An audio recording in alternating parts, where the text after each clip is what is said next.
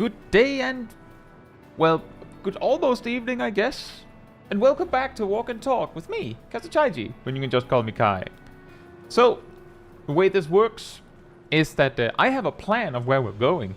And we will just go for a walk. And when we're at our destination, we might check out some clips to see some of the things you've shared with me, which could be someone going through a duty, asking for some recommendations how to do better. It could be someone beating a duty that they want to show off what they did. Could be something else. I have a bunch of clips, and we only really check them if the person who posted it are actually here. So if you have a clip posted, which happens on the Discord server, there's a link either on the channel, whether it's on Twitch or YouTube. There's also usually one in the description of the YouTube streams. And sometimes Ardell will chip in with a link in the chat. But yeah, there is a specific room for that. Yeah, we have the speedrun timer again, because it's really funny to do it like that. It went away a bit because I started like taking pit stops at each town on the way. But then we stopped doing that. Now, with that said, hey Kaj, hey Telma, hey Sally, hey Evis, hey Jen Monica, hey Lana, hey Saras, hey Diaz, hey Zaf, hey Ilya, hey Fila, hey Gyasel. Hope you're all doing very well. You lost the streak? Oh. I understand that the streaks can be extremely fickle, because you could have, like, if I stream twice in a day, I don't know if that means that if you don't catch both, then it resets, or something else. You couldn't lose your streak just because, well, you didn't really care about that specific content. I personally feel like I would almost feel stressed over a a streak rather than motivated. You can watch like 5 minutes of a VOD to catch it, but it's just better to not. Yeah, exactly, Zav. It's probably better to just not care about. But hey, if you're catching all of them and you have a funny long streak, then hey, funny. So don't worry about it. Now, let's maybe start on the walk. I imagine it'll be a little long. And we have some friends here. We have Ilana, and we have Evis, and we have Gyasela, and we have Ilya. Fantastic. And for anyone who wants to join in on the walk, we are on Ravana, on Materia, on the Oceania data center, which means that you should be able to visit. All you have to do, if you haven't done it before, or you haven't done it recently, you have to, when you open the game, go first to data centers, choose this data center, and observe that you don't have any characters. Then go back to your main data center, and then use data center travel. If you don't do it like that, the game will tell you that you need to go check for some reason. And then you can come and walk with us. There's not much you're missing out on by just being in the stream instead, but like it's fun to go for the walk together. Hey Jet, and hey Jort, hope you're doing well. It's the YouTube guy. It's me, one of the YouTube mans, the guy. The small lizard in a big hat. At least my character is.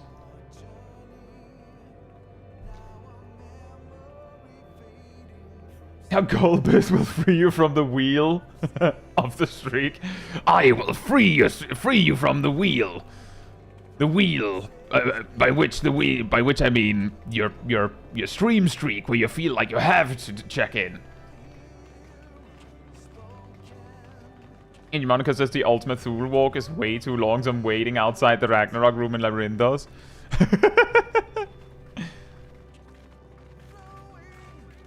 You know, since I'm new to this game, never played an MMO before, seen a few of your videos, and now you popped up on Twitch. Yeah, indeed. I stream both places, so you can choose where you prefer. Yazzle says, will Lalakai ever make a return? I don't know. So the original story with Small Kai was that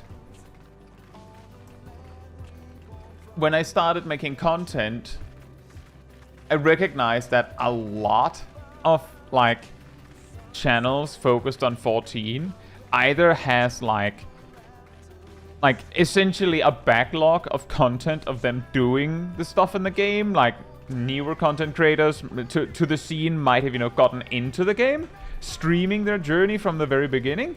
And older ones might have, you know, been there for so long that they have directly or indirectly, like, cataloged their entire journey through the game.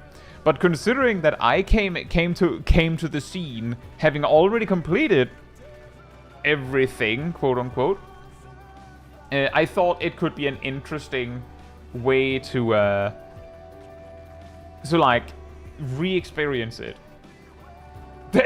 Sally says, congrats, Ravana's login queue is congested. Boom. Exactly, there you go, Joel. And hey, Nicholas. So Small Kai was that avenue to, like, re-experience the story from the beginning. And we also re-experienced, like, or actually to some degree, sometimes I properly actually experienced certain stories in the game. Like, for example, all of the raids, let's just say that a lot of them, I button mashed through a lot of dialogue. So I didn't actually, like, as far as I know, I didn't really catch the Alexander story very well, and I didn't really catch the Omega story very well, and all that, because I was, you know, I just wanted to do the combat content. But on Small Kai, we really gave attention to the stories. But then, at some point, Small Kai caught up to my main character, which led to a situation where I believe Small Kai reached Golbez like a couple weeks after Golbez released, which meant that we had me experiencing Golbez for the first time on my main on stream, and then like a few weeks later we do it again, which kind of like defeats the point, right? Suddenly we are doing the same thing twice. And the only difference is which character is doing it. And Small Kai isn't exactly, like, superior to my main at doing the things. So, and often, as you may recall, when there were things that were like, are you gonna do this thing on Small Kai, or are you gonna do that thing? Most of the time it would be like, well, that's very grindy, and Small Kai does not grind things. Why not? Because if I wanted to grind something, I'd probably just do it on my main. That would be more effective use of my time. Which is why, for instance, Small Kai's never done a relic weapon. And doesn't really farm gear. Doesn't really do anything. Because she had, like, a very limited 6 hours a week to do things. So she didn't really do much.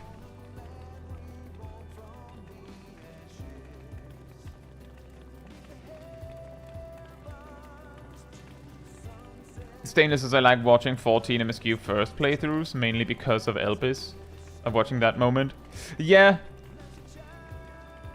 That was also a regular occurrence, I believe, on Small Kai streams, is that some people would come in that, you know, didn't know me, who would be like, oh, you're doing your first playthrough? Oh, yeah, I love this part too. And I'm like, no, actually, I mean, first of all, the streams were pretty clear about it being, like, replaying it. But as you may know from Savage streams, a lot of people don't actually read the title of streams. You can only do so much. Yeah, that's not the reason why I haven't gotten back to Small Kai. It's basically just that, like, 99% of the stuff that Small Kai would be doing is stuff that I have already done on stream on my main. So there isn't, like, much new to do. It would just be replaying it, which of course could have its own merit. There could be something there.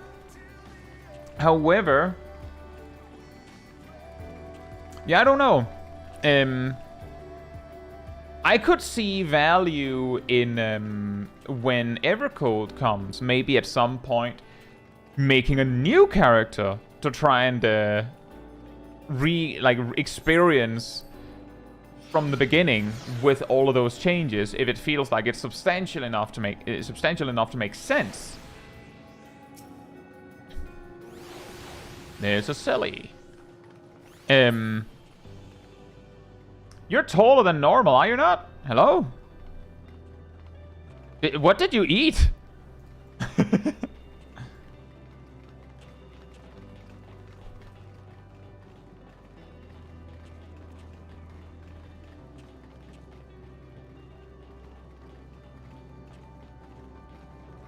Also, hey, Matthew and Bronto. And Stainless. Calcium for bones. Gazel says, I believe recently there was an M12S proc stream and it ended at M11S. Well, technically, if you view the raid itself as like one whole encounter, which you could in a way, progging M12S and then not reaching M12S is, you know, you do have to do the re-clears. It's just that some people make use of the checkpoints on the way. That's also something that I did mention on either that stream or the one yesterday. That is the very frustrating thing about making prog streams. That, well, I know where's our prog point, right?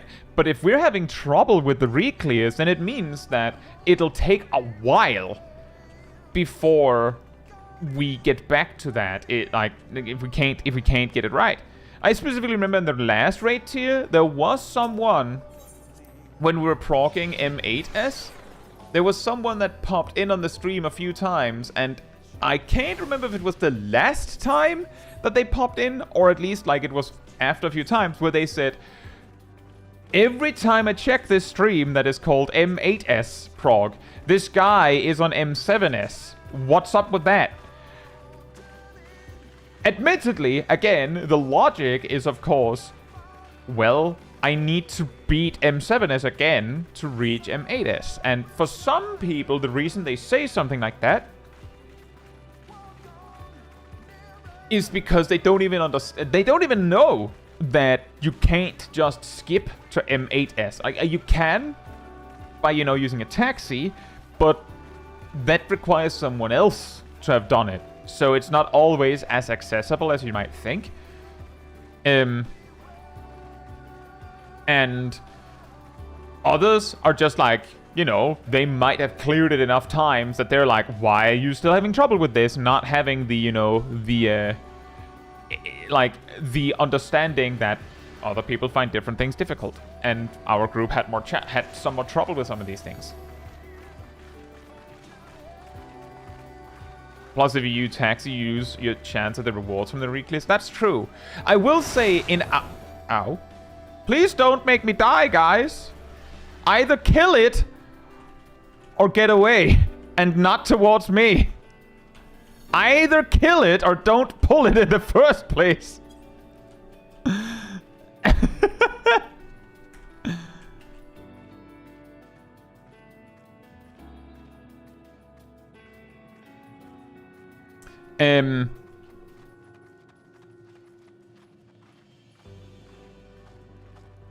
Right.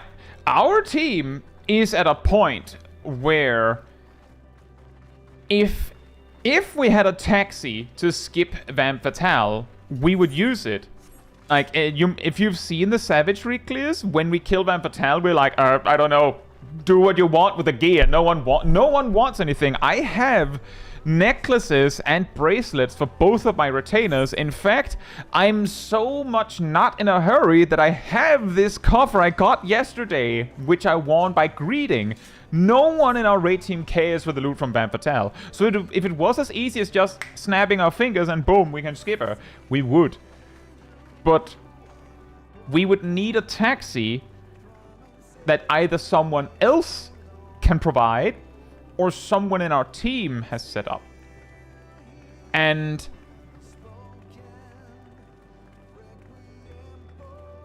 a lot of the time, we just don't have time. So we just don't. For M10 and M11s, we have several players that enjoy playing a lot of jobs, so we like to have that extra equipment. So those extra 15 minutes to do re-clears is like, you know, quick 20-minute adventure, right? Done and dusted, and then we can get back to prog. We just have to do this first. We have to eat our vegetables before we can get to the meat. Except when it takes an hour.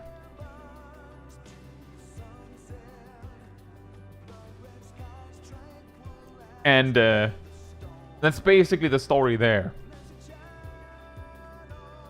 If it wasn't for that, we could probably just taxi to the last boss. But I think it's also fun to do the re-clears. Despite all the frustrations with Tyrant, and a lot of people saying that they hate the fight so much that they skip it as soon as they're able to, I don't think it's that bad. The thing that frustrates me is more that there's so many mechanics where, like, you can do it perfectly, but if one person goofs it up, it's just over. Hey, but well gone. So while we still need re-clears in 7.5 though, is it? Why? Jose Seraph and Day Keyboard.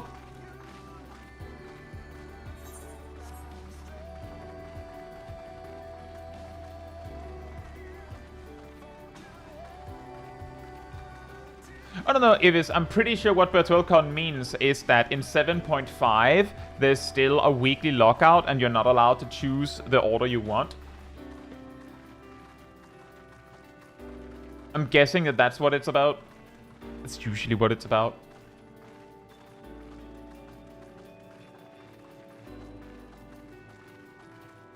And the reason why I say why is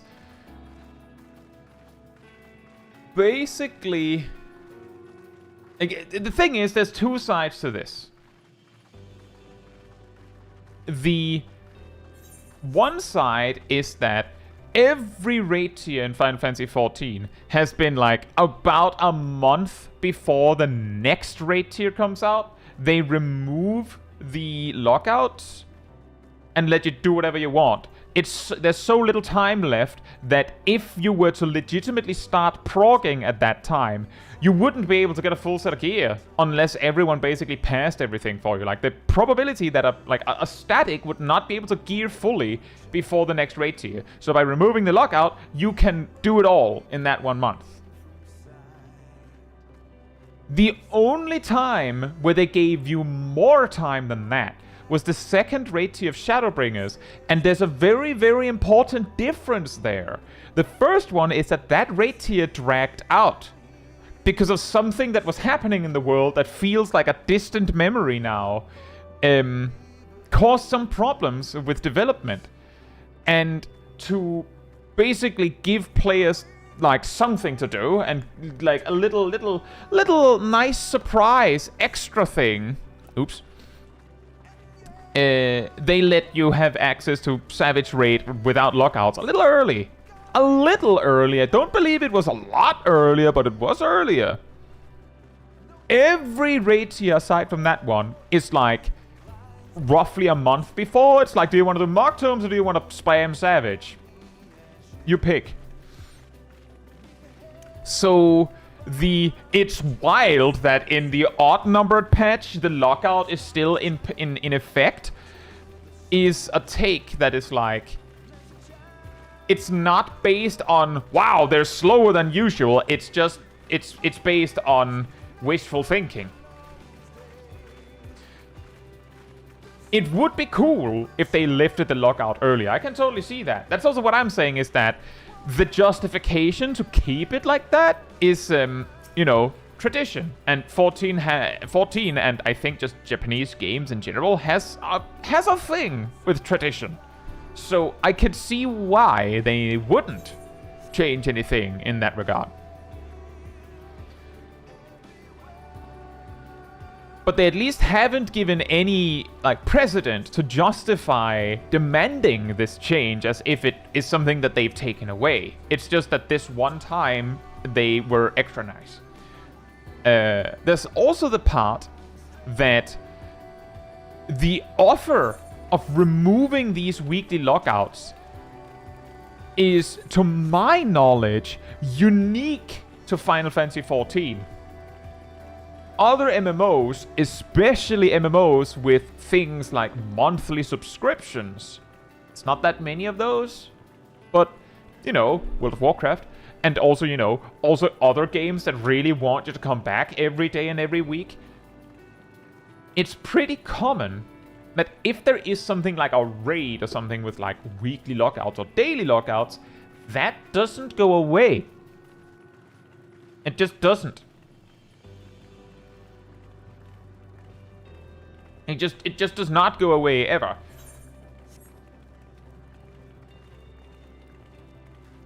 Even when it is so dated and so easy that, yeah, there's a weekly lockout, so you have to make sure and go and, like, you know, harvest your attempt at a mount from the Lich King or whatever. You just have to take the 5 minutes to go and do it. Which is to say, again, this is not a very good argument to go, well, the other games are worse, hence this game can't be more awesome.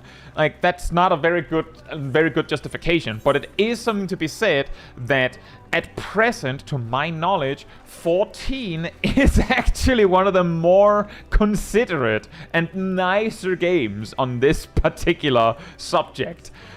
And then the players go, you gave us a hand, come on. Rest of the arm. Come on now. Don't be shy. Give it. Come on. While the other games just don't even flirt with the concept. It's no.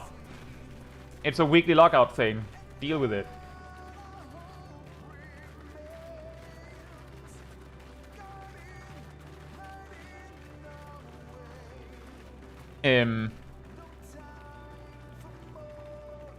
But it wouldn't be like, I'm just saying, on my angle of this, as someone, you know, has played since Stormblood, my perspective is, I think that the way that 14 does it now is acceptable. They're basically lifting the weekly lockout when they've determined that the next content is close enough that there is literally no point to having the weekly lockout anymore, besides being a little annoying about it. It could be lifted a little sooner.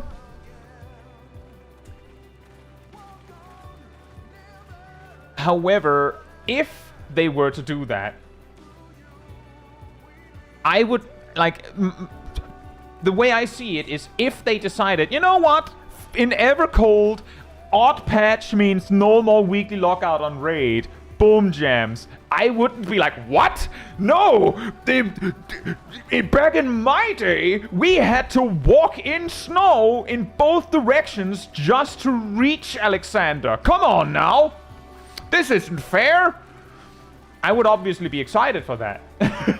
But I feel like it's more important to be positive about what we do have rather than negative about what we don't have. Be positive that they gave us a hand instead of being negative that we didn't get the whole arm.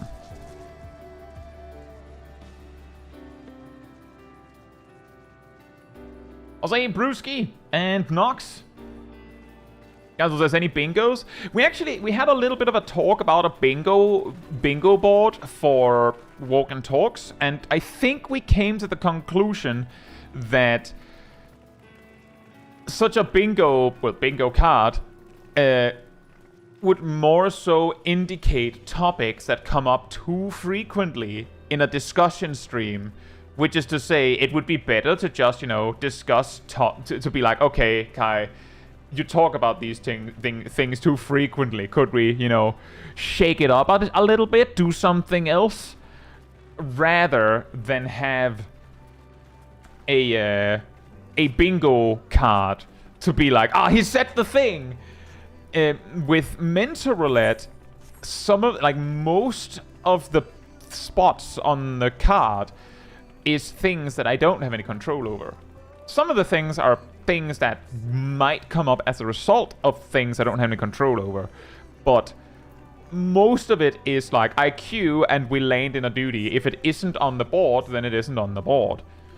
Whereas in a discussion stream, such a bingo card could very quickly lead to people, you know, driving the conversation in a specific direction just for the memes. And similarly, it could quickly have the effect that that it really indicates topics that maybe we shouldn't be talking about as much. So it would basically be like a shopping list of things that I look at the bingo card and go, right, don't mention WoW. Sorry. Rather than just talk about it when it makes sense.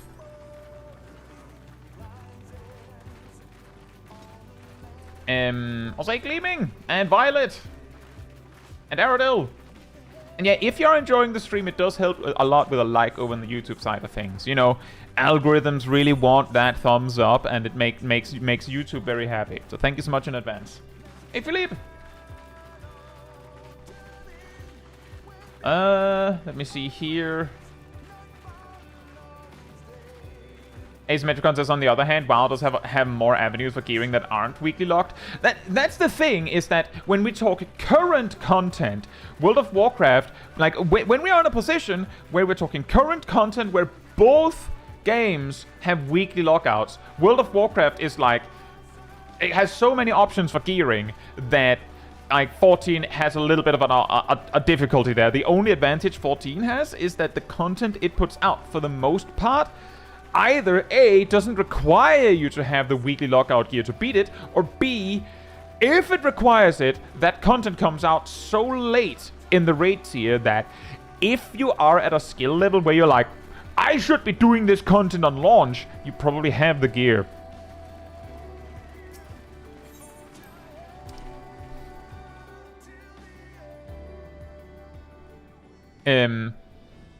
But once it comes to old content, Final Fantasy XIV has all these syncing options, and for the most part, as we had a little bit of a discussion about on Discord earlier, there's the orc trails. Because most of your stats come from your gear, you can make a lot of old content still work now. Whereas in World of Warcraft, the moment an expansion's raids are no longer current, you don't really have very much reason to like make a meal out of it. It's old content. This is of course alleviated by there being enough current content that why would you care? Just farm the new stuff, right? For good, for better or worse. But because there are no weekly knockouts and gear is easily attainable once it's no longer new, 14 is a lot nicer to players that just want to do the old stuff. So there's a little bit of a balance here, or an imbalance even, in how these games do things.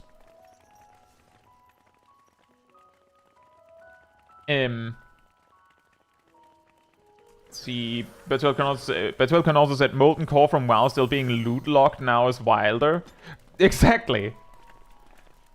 So as far as I know, a lot of those other games don't necessarily have any sort of catch-up gear, so you grind gear so you can get to the next tier to grind more gear, so you can eventually get to the latest to grind the current gear, only to be given a new goal soon enough. In World of Warcraft, like, classic WoW, that was how it worked, yes. So, like, for the most part, like, there was some gear you could use to, like, do some leaps, and if you could just join a raid team that was, like, doing content, like, above your pay rate, you could, you know, again, skip some spots, but that, of course, requires that people take you. Which can be done in a multitude of different ways. Back in the day, you just had to know people. Nowadays, what you do is, you know, somehow pay them in exorbitant amounts of gold or something. That's not always how it works, but sometimes. In retail WoW, a lot of the time there are ways to gear up to be ready for the current content. But yes, unlike 14, where you just log in, buy a crafted set, boom, done. It's a lot more. It's like, considering that 14's work is if you have the guild, you just boom, gear, and then you can play. It's very difficult to beat that in terms of speed. Like, even if it just takes a few hours to get like ready for current content in WoW, that's still, you know, infinitely longer than what it takes in 14.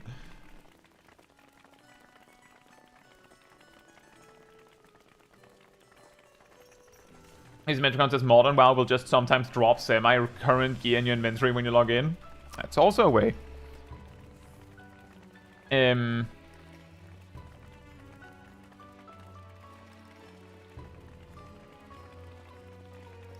But yeah, that is something to be said, that part of the reason why some old MMOs, for instance, Classic WoW, have a lot more longevity in its content is that to do the first raid, or rather to do the second raid, you need to do the first raid first in some capacity, and to do the third raid, you have to do the second raid, and to do the fourth raid, you have to do the third raid. Like, there's a lot more, like, actually climbing, which works when the player base is big enough and the ladder is filled out with enough players that you can actually climb it.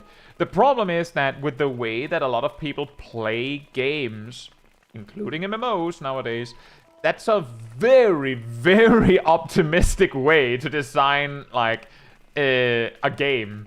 Because the moment that you don't have enough people interested in a specific step of the ladder, there's just a cliff between, like, either you're the ones that passed past this blockade or you're not. And then you have to, like, drag enough people up to that start line so you can progress further. Which, there's nothing bad about that, but it can get really, really weird. Really, really awkward. And I definitely understand why modern MMOs are more likely to just go, well, this is the current new content. It's the new the new shiny thing. And admittedly, while we're on that topic, like, this is a problem that we sometimes bring up with 14, is that 14 will be like, you know, new patch dropping, trailer comes out, oh man, we can fight short! Amazing! Except if you're a new player, nope. No, you're not. Absolutely not. You want to get into 14 to fight, like, you played Monster Hunter Wilds, and there's this collab, you want to fight Arkveld in 14 land? All you have to do is complete the quest called Dawntrail, then pick up the quest. That's all you have to do. It will just take you 300 hours. Easy game, right? By the time you're finished, if you're taking it at a normal human pace, the next raid tier will have come out, or the next expansion will have come out. By the time you've caught up to do the thing you actually came for, that content is old news. You have seen that there's something else is coming instead. Maybe a new Monster Hunter game has come out in that time.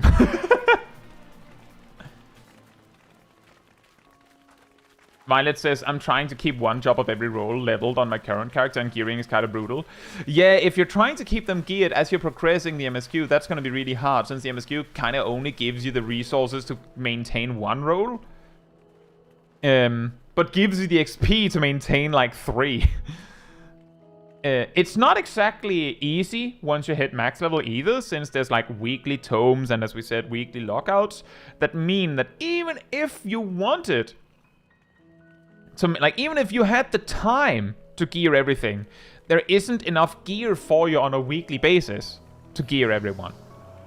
That is a problem that has been brought up a lot. That's actually why that they're changing some things in Evercold. We didn't get exact details on it, but the long story short, that we were, like, what we were told is that in Evercold there's coming a new feature that says you can reflect your item level of the highest item of your job you have onto your other jobs, so that when you have, like, full Bastion slot on one job, you can use that gear in a way to prop up your other jobs. Weren't explained how it works, but we were told that it'll be a thing. I'll say Bunry and Devarian. Bunry says, do you think 14 should allow players to play expansions in the order they want, like in Guild Wars 2?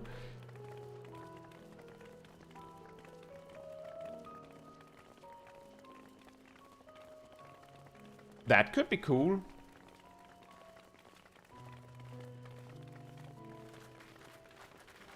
Although, as someone who has played Guild Wars 2, the chaos of that meant that I basically had no clue what was happening. Like, the main story from the very start, you know, the leveling campaign, and then up to, like, the whole thing with ore and all that, I had, like, somewhat of an idea of what was going on, but the moment you hop to the chapters in, like, the post-game, I'm like, what's even going on? I have no idea what's... Like, who is this? Oh, that character was introduced, like, 2-3 years ago, but, well, you should have been there. It's extra bad, because there was... I don't know if they flipped it that, but I remember the original Living World chapters were, like, temporary. So if you weren't there, you just don't know. So it could work. It's just that it could also just make things worse in a different way.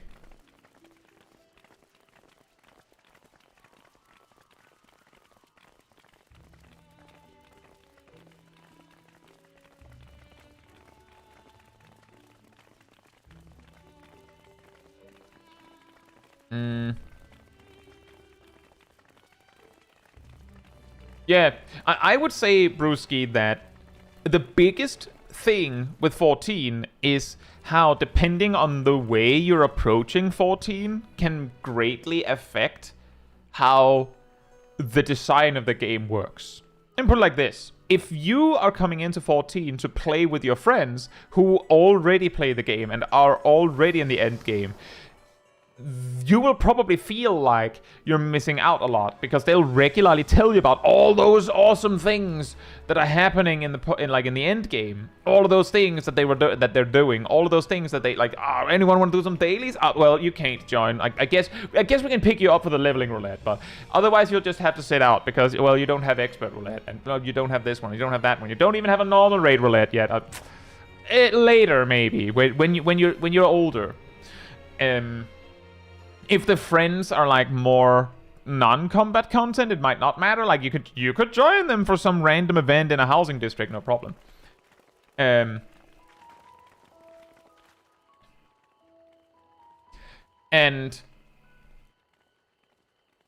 if you're, on the other hand, getting into the game with the express intent to reach something specific, like, for instance, the Arkveld thing, you might also feel this, like, because you can't reach that content without doing 300 hours of MSQ and all that. Which could be cut in half by skipping cutscenes, maybe even down to a third. But that's still very frustrating, right? But if you're getting into 14 just going, oh, Final Fantasy 14, that looks like fun. I could play that. And you're just looking for something to do. Then 14 being like, okay, here's your character. This is the story that progresses you forward. Just do that. And as you progress, you meet every zone that is in the game. You're introduced to basically nearly every town in the game. And you gradually pass by all sorts of content. Things are unlocked as you progress. It might be an incredibly good experience because you actually don't just log in and the game is like, what do you want to do? You want to do this? Want to do this? Want to do this? Want to do this? You could do some raids. You could do some... Actually, you have to be level 50 first, but you could do some raids. You could do some dungeons. You could do this and this and this. You can figure out the way you want to do it. You do it any way you want. And you're like, whoa, there's so many things. Don't know what to start. What's most optimal? I don't know. And then you just quit. So it can be a huge benefit that the game is like, do this. And there should also be space for something like that. And if the game is like, you can do the story in any way you like, that can also introduce this like, okay, well then what way should I do it? Which is indeed a problem I ran into with Guild Wars 2. When I came into the game ages ago, and then I came back to the game with Path of Fire, and then I quit again, and then I came back when the Roller Beetle was a thing. Which of course meant that I came back to the game, was basically told, well, you should do this chapter to get the Roller Beetle. And then when I had gotten the Roller Beetle, I was like, well, now what do I do? And then I got lost again. I'm like, well, came back to the game briefly again and was like, oh, well, I want to try and get into fractals, but there were so many things that like was left undone that I didn't get close enough, and then I quit again. Hey, cut! Cat says, no, it's fine. Just have your character stand around while people tell you the plot for 30 minutes. Unskippable, by the way, at the start of an expansion. That's the Guild Wars 2 way. Oh, is that what's happening? I do recall that it feels like at the start of a chapter, you spend a lot of time with people just talking at each other while you're just kind of there. Like, your character's also talking. WoW has a plugin to tell you what the most optimal quest route to do to level. Yeah, there is, was it rested XP for classic and things like that? I've been told that it isn't as efficient as people might think. It's just a way. There's also many different ways to do it, but yeah, there are ways to do that.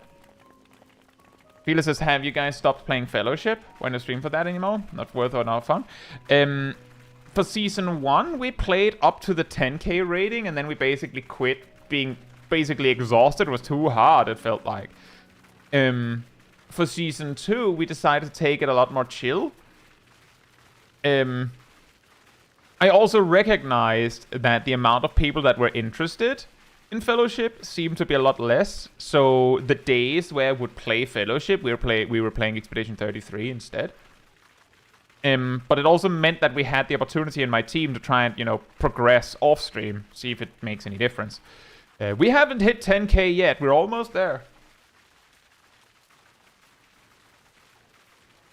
I'm there, but my team is almost there.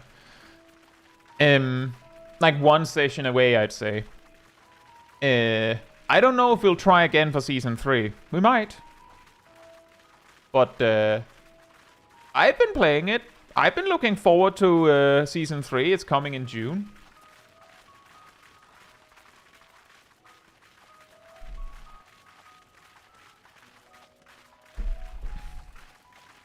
There was a bunch of things with Fellowship this season that made it... a lot of people saying it's too easy right now. There's coming a lot of changes. Season 3 will be a big mix-up. So I don't know. Maybe. But we haven't dropped... I haven't dropped the game. It's just that I play other games.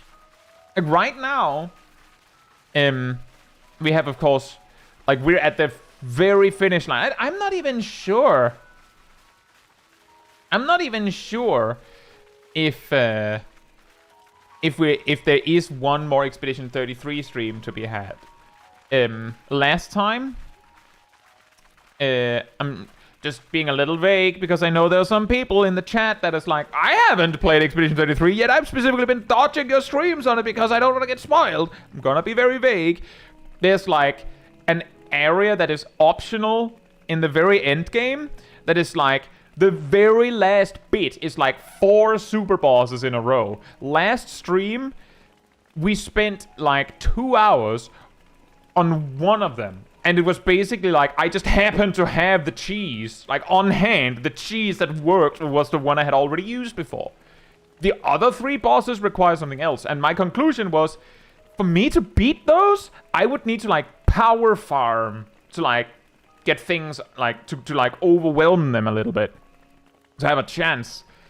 And I'm not gonna do that on a stream. That sounds incredibly boring. Because it's just me killing the same mob over and over and over and over and over and over again. That's not very fun. Who wants to see that? Actually, there's probably some people that would like to see that, but get my point. So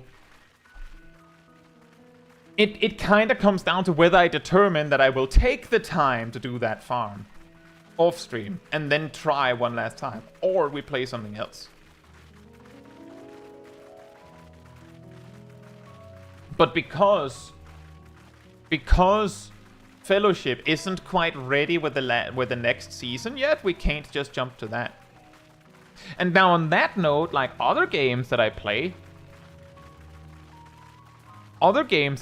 just, you know, off stream is like I've been playing Guild Wars 1 some. I've mentioned that a few times that I've like gotten into Guild Wars 1, tried one class in one expansion, be like, this isn't fun. Tried a different one, that's really fun.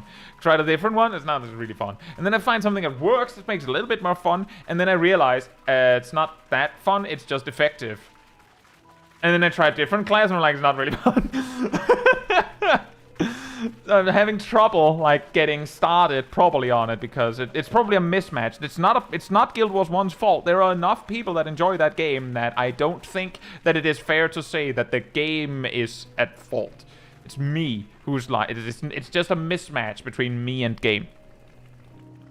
And on that note, I have considered trying Guild Wars 2 again because, you know, different but same universe and all that. Could be fun. And I also play I have a playthrough of Grime 2 started that I kind of like ground to a little bit of a halt on. I thought Grime 1 was better. Or maybe I was in a different place when Grime 1 came out. But it feels different. It also just might be that that I'm interested in other things. Life changes. And I'm also playing Factorio a bit again.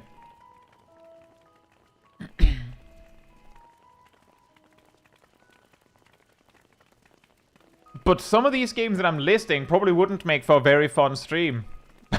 Either because I'm kind of bad at Factorio, or I don't know how many care about Grime. It's a very weird game. Or rather, the universe is very weird. Zaz says, the only job I enjoyed in Guild Wars 2 was Thief. I tried all the others and it just felt wrong. You know, funny story. Originally, when I got into Guild Wars 2, my first character was a ranger. Then, when I came back for Path of Fire, I made a necromancer. And... or rather, I believe I came back with Heart of Thorns, I'm pretty sure, actually, and I made a necromancer.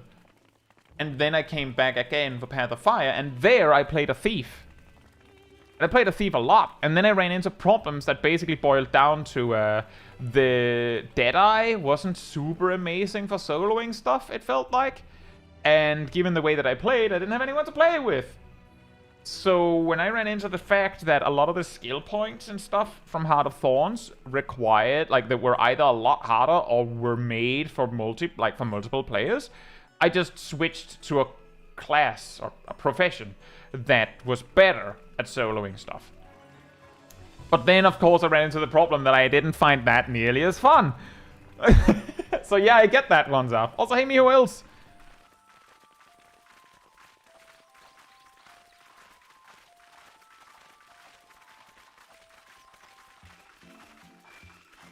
And this Thief is kind of the only one I don't like, because it doesn't have any cooldowns. It just feels like you're spamming the same attack over and over.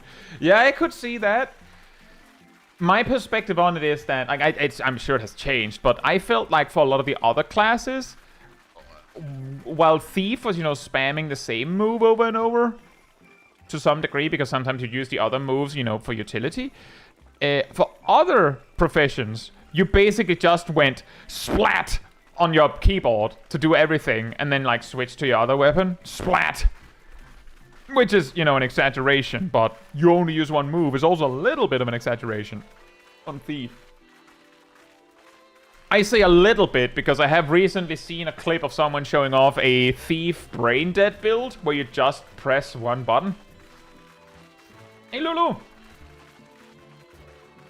So, like, that's the absolute pinnacle of what you just said. Cooldowns? Just press the big damage button.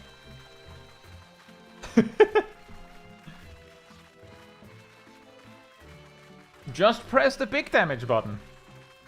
But that was something that I found interesting about Thief, is that because the limitation was, do you have the resources to do the thing you want? It meant that you were able to, like, just use your resources in a smart way, and then you use anything you have in excess to do the thing that does a lot of damage.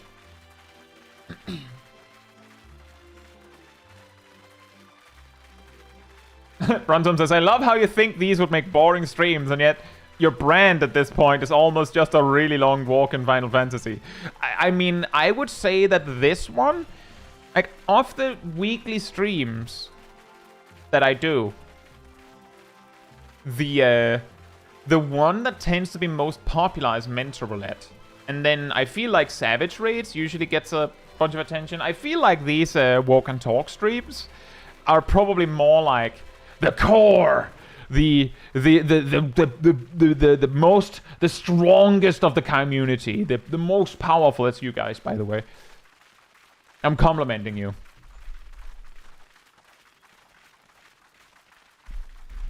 But you make a good point. But I would also say, like, I think the real brand, Brontom, of me making streams on the internet is me going, no one would want to watch that. People want to watch that. People surely want to watch this. People don't care. Oh.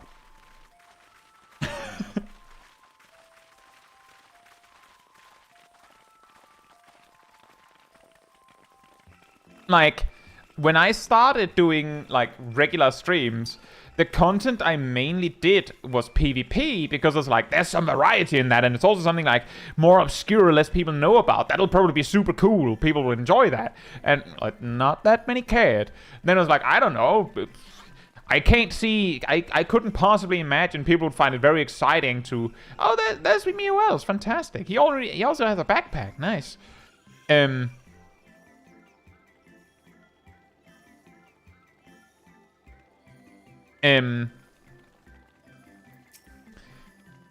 That I was like, no one would want to watch a stream of just doing daily roulettes.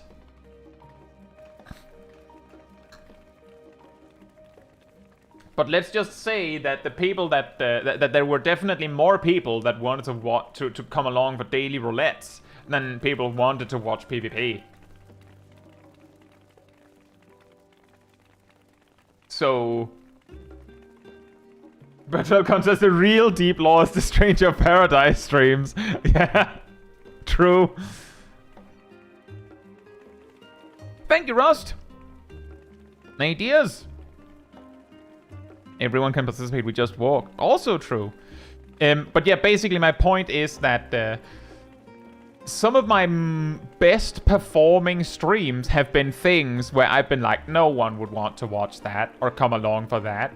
Only to find that, no, actually, people do want to come for that. Actually, yeah.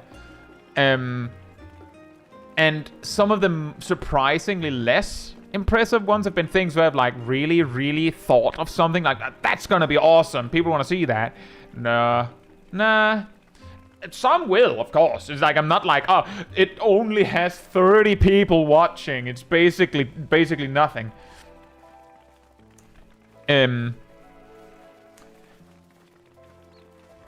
more so to say that a lot of the time, the content that I anticipate people do want to see, they don't care about. And the content that I don't think people care about, they will see. How about the return of Kai's storytelling? Wow. Yazel and Audel with the same brain cell. That's true. Here's the story behind that. Back in the early days of Small Kai, which we talked about earlier, which means, you know, re-clearing the MSQ, some of the people that watched, you know, all of those streams were like, there's all these side stories. And there were genuine interest in me, you know, doing a reading of them. So I did one. I think it is in, like, one of the worst performing videos I've ever made.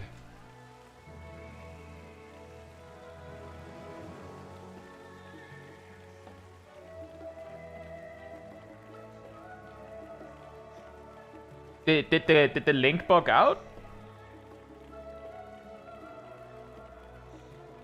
Yeah, the link is wonky. Try again, Ardell. As in, recopy and repaste.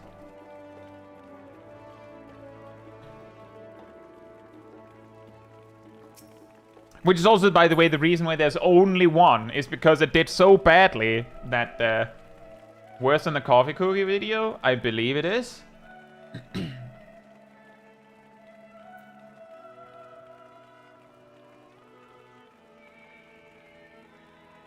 Yes.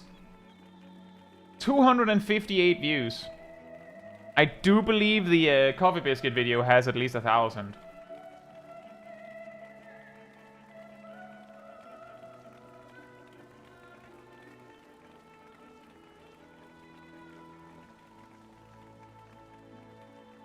Tanema says, I feel like a patch note reading with added commentary would be banger stream video content.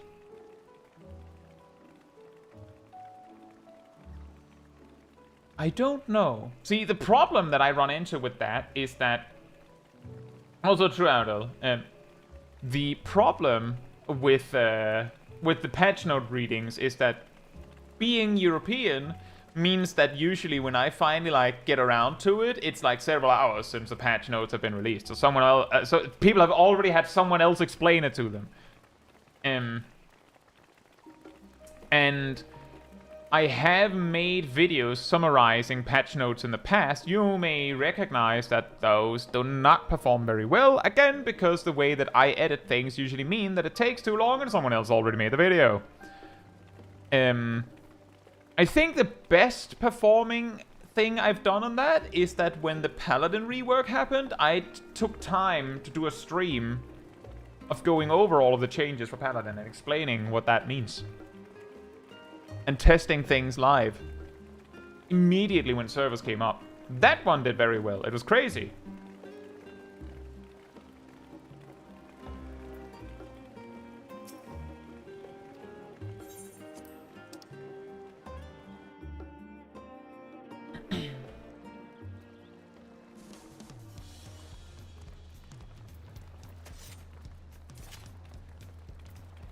How much of the patch notes are interesting enough to have commentary? You may know, like, let me put it like this on that one. Bronzo, that the way that I usually go about it, the times where I have had a stream where I put, like, time before, like, the new main quest stuff to go over patch stuff, I usually explain the job changes. And then the rest is like, yeah, there's new main quest, there's a new extreme, there's a new raid or whatever. Like, you know this. You find it there, there, and there. Moving on. Because that's also how I look at it. That's also why when new patch notes drop, I glance over it and go, huh, interesting. And then I come back when it's no longer preliminary notes, because the things I care about are the job changes.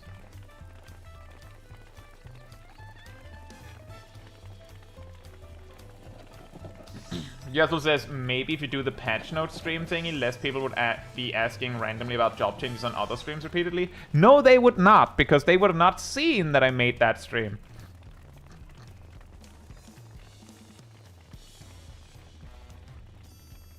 I was like, yo, Strike, Kai does his best when there's speculative analysis. Patch notes are just, here's the information.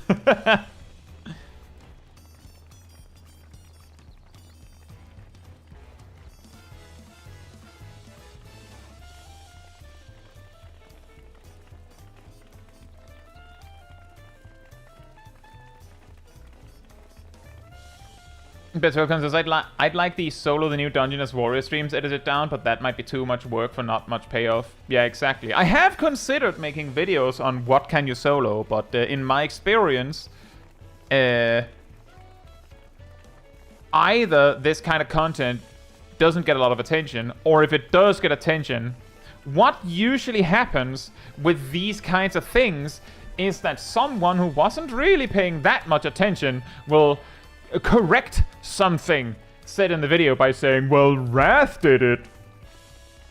Whether they did or not.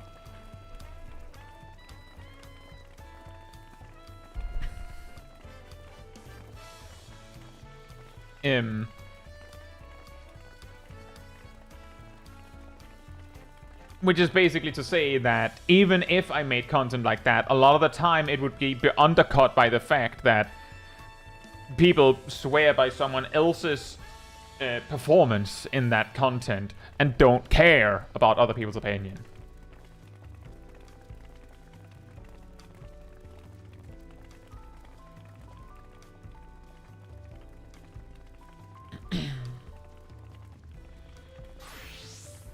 Yeah, the trick there, Gleaming, is that if you're not sure, if you wait a few days and then check the newest job guides on my channel, you check the pinned comment, a lot of the time, or actually most of the time, there will be like up in the pinned comment, there will be like, for instance, 7.5, there will be like, nothing changed for this job. Or these things changed for the job. It doesn't change anything for you though. You do more damage. And if there is like a thing that actually changed, I'll try to mention it if I know about it. And yes, this is the extreme. I haven't needed it, so I haven't bothered to unlock it.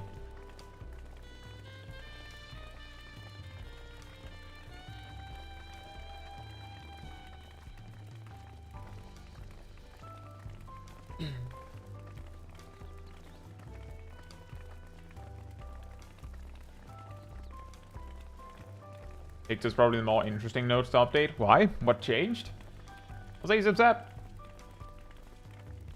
Sally says, it doesn't help that a lot of the people who come in to ask these things aren't regular viewers anyway. They're often brand new names, at least my... Yeah, exactly. I think it is very likely, at least in some cases, that the reason is that they learned something and they want to, like pass it by some people. And I'm technically people. With the shifts it got through Dawntrail? Yeah, but if you can check my pinned comment on my Pixelmancer guide. The information is there. I think, I can't remember exactly, but I do believe that I even went over the things about that period where Hammer was actually a loss and things like that. With an included, even funnier, never mind.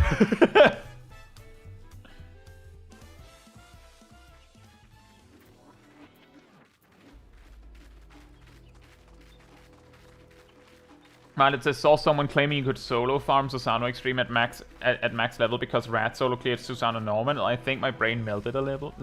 Zav says you can actually solo Susano Extreme nowadays. Can you? How?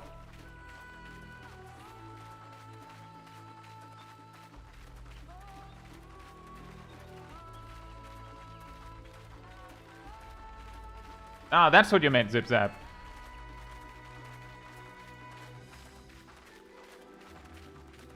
As I understand... Oh yeah, we're in instance 2, guys. As I understand... Susano Extreme phase changes at like 70%. Something like super early like that. And you can't do enough damage to skip that.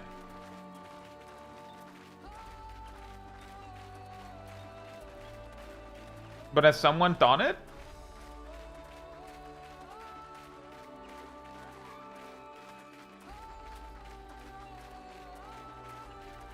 Chief Hunter says Salted Earth, I would imagine. No, Chief Hunter, don't start on this again. Not this again, come on. It's always Salted Earth. Do you know how much damage Salted Earth does?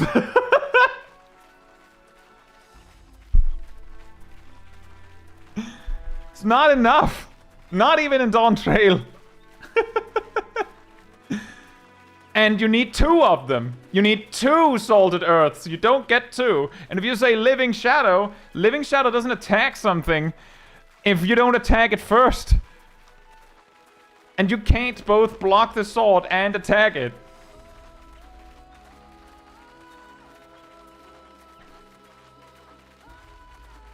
See, the thing is, Salted Earth will do damage to the sword. That's not the problem. The problem is that by the time the sword becomes attackable, there's like 4 ticks left.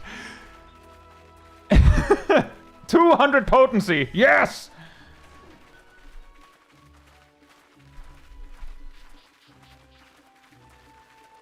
That's how you can solo Jails in E4S. Do you need to solo Jails in E4S? Yeah, the second one is Dotson. The third one is, can't you just use Summoner Pets?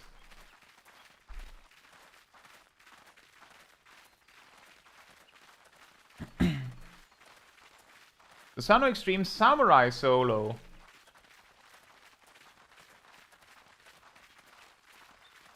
Without watching it, because I'm streaming right now, I'm guessing that the way that you do it is that Susano has mechanics that he will start on, and then he is like occupied for like 5 to 10 seconds. And if you can set it up so that you have Tendo Setsugeka on hand, you can use that and possibly, you know, OGCD spam to do enough damage. Is that how it works?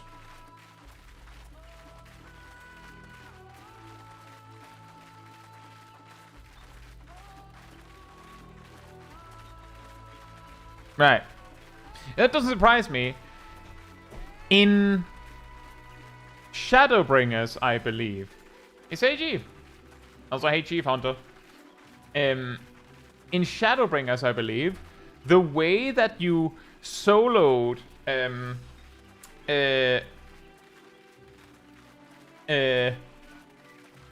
T9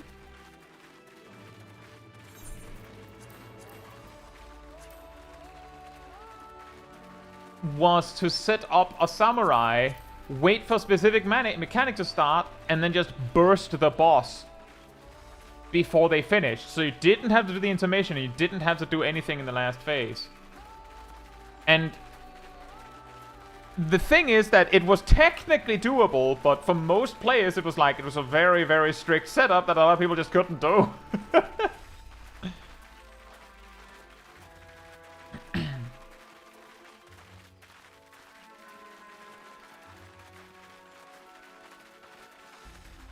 Yeah, that does make sense.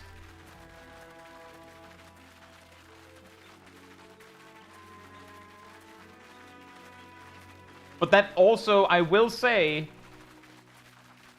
that the thing Violet said still tracks, because it's basically what I said, that if you make content on like soloing stuff, it's not uncommon that if you say something can't be done, then if Wrath did it in some way, and by some way I mean, for instance, if you say Titan normal can't be soloed synced, someone will come out of the woodwork to say that Wrath did it on Ninja, forgetting that Doton isn't available when you're syncing Titan normal.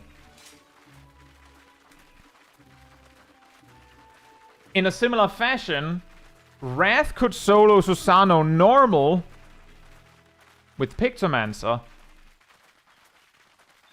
Hence, Susano Extreme is soloable. When in reality, someone else proved that yes, you can solo Susano Extreme with Samurai. Although I believe the strategy is similar. It's just that the timing is different.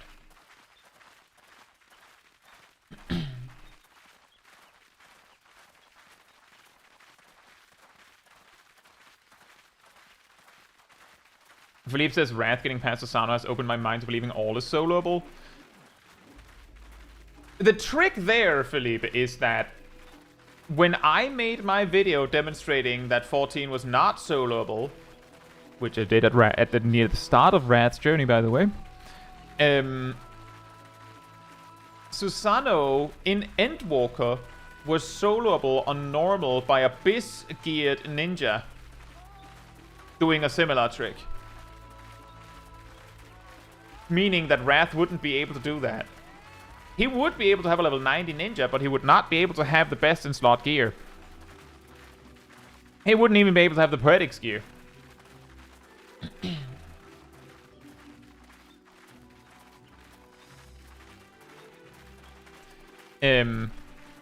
So it took him so long to reach Susano that Dawntrail had released by the time it was a problem.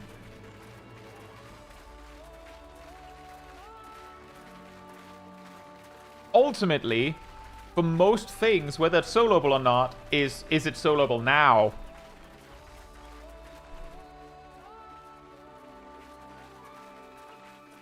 Rather than, is it ever soloable? Ultimately, all content will eventually be soloable.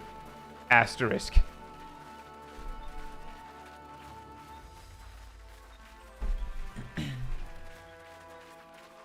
Zab says, I think Wrath already failed the true solo project because of Hades, though you might argue Labyrinth of the Ancients too. What did he have to do for Hades? Can Warrior solo fill Court of Troya yet? Yes. I don't have to check. Yes, they can. Unsynced, of course. In Endwalker, I tried, and I needed, like, I would say, like, a 50% power boost to do it. I'm pretty sure when you do unsynced Endwalker content, you get a 50% power boost in addition to the level like the level advantage and everything. So yes, without checking, I'm pretty confident that Phil Court of Troy is soloable now.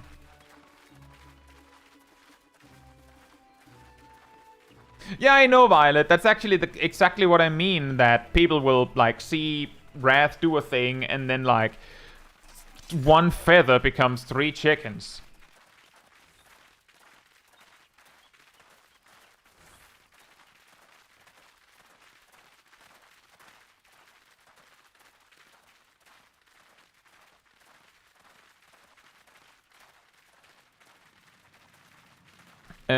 Hey Ham! Ham says, an important thing about the Dark Knight E4S solo is that one Salted Earth deals such low damage that it barely matters.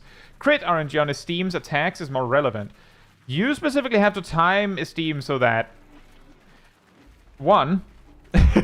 You still hit Titan, who does not become untargetable, while still getting almost all of Esteem's cleaving attacks to hit the jail as a secondary target. Well, you know, see, that explains a lot more. You're using Salted Earth to hit something while you can't attack. Is that correct?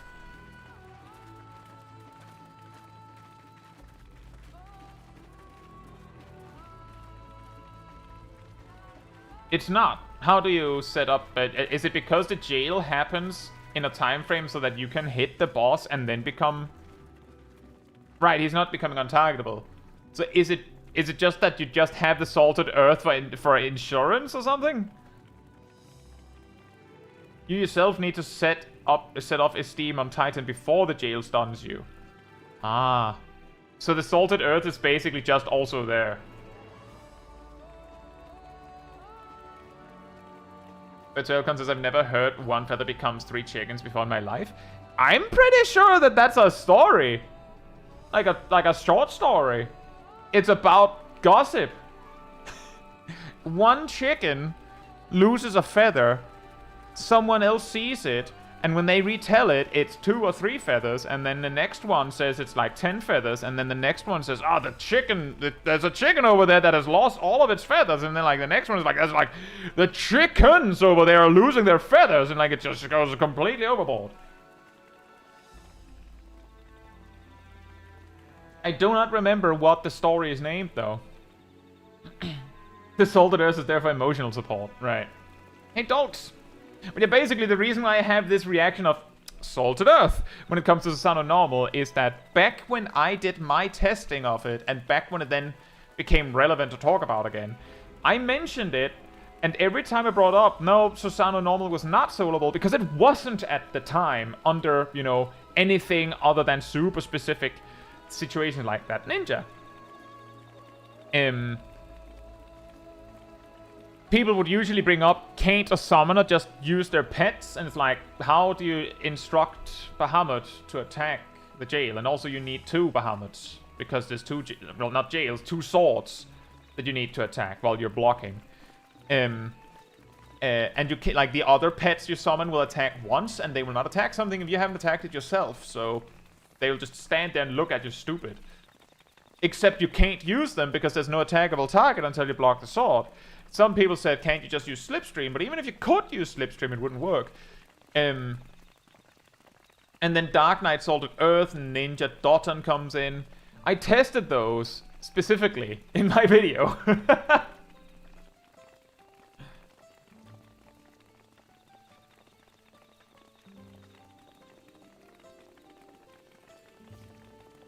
But Welcome says, it looks like it might be a Hans Christian Andersen fairy tale, so maybe more common in Danish. Oh yes, probably.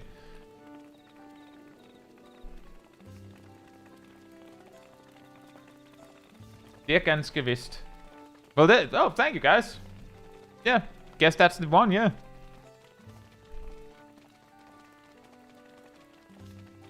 But yeah, the point is that Like, it's not even about the story, it's about what it's like, what it means. Is that, like, take for instance, like, what is the point is that it's something small and irrelevant, and then gossip turns it into something huge. Wrath beats Titan normal in his solo journey, where normally he does the content synced if he can. But he couldn't do Titan normal.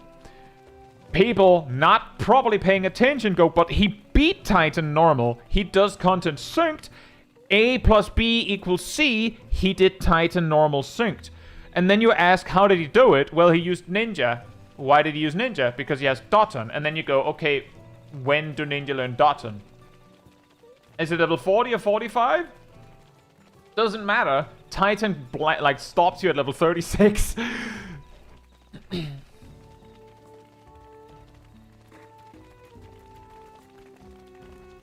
And you can take that kind of analogy to a lot of things. It's very common that this happens. It actually happened recently that I realized it happened for Sit in Castrum Meridianum. How much health does Sit in Castrum Meridianum have, guys?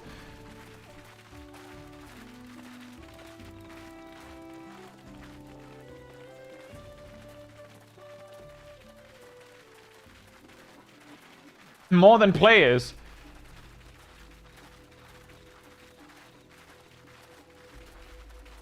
So it has health. The reason why it matters is because you can use Benediction on him. He has 259,000 health.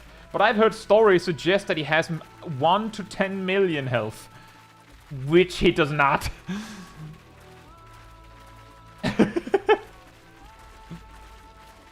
How much health does Tiamat have in Packletan? I don't know. I didn't actually know you could Benediction Tiamat.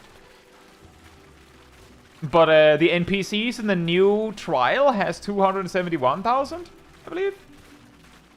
And supposedly there are NPCs in Boja with 3 million. But yeah, Sid's health is another one feather becomes 3 chickens. Maybe Sid and pre-rework had more health. I don't think Sid was targetable pre-rework.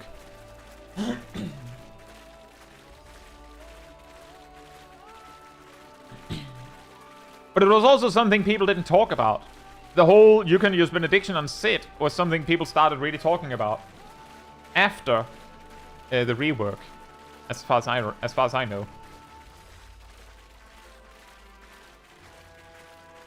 And they have slightly more, Philip.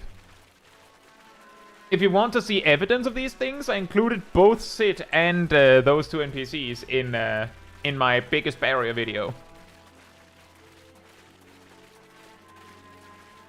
Did Sid used to take damage? Originally, he was on the field attacking something in like a wave battle that finished with a boss. And I do believe he could take damage. It just was never relevant. Hey, Shaq!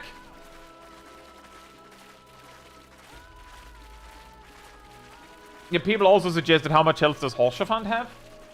Hi, Gyardo.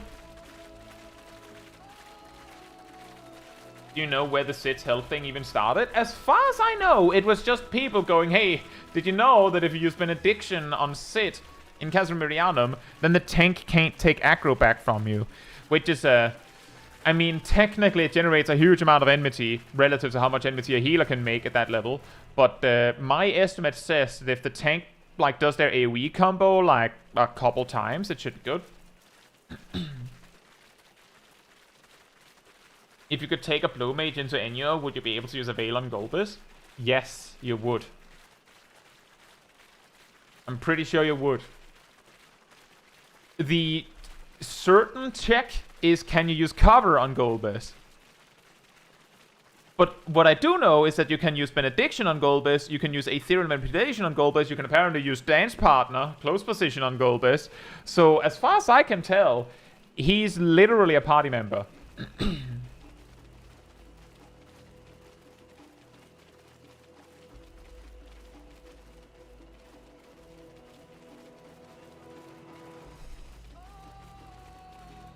You can Benediction the guy in the New Alliance raids too? Huh.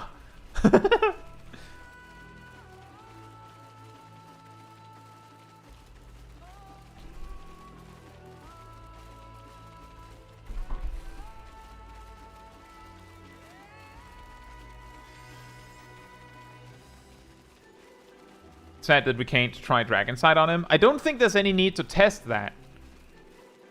Like, the reason why I'm saying I'm pretty sure you can use a Veil on him is because you can use a Veil on any party member, and we have evidence that several other actions that can only be used on party members work. So it would be like a specific exception for cover and a Veil if a Veil doesn't work.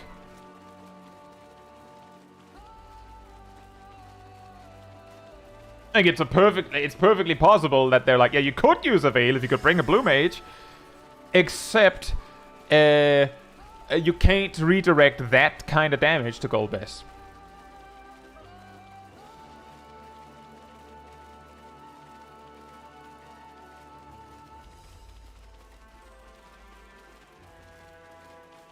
Bronson says, being familiar with code as I am, hearing that certain archetypes of mobs had a 10% stat boost at all when it's simple to just make the number bigger in the sheet felt off.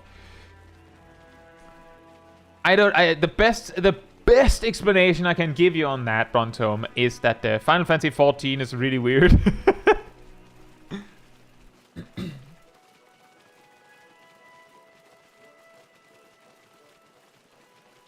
That's the best possible explanation.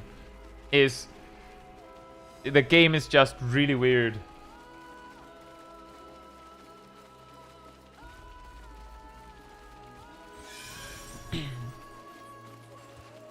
Like, my best possible way to explain some of that madness is the following. Final Fantasy XIV: A Realm Reborn was made as a bit of a rush job to replace Final Fantasy XIV Online 1.0. It had to be made while, at least for a part of its life of the work, simultaneously making 1.0 content.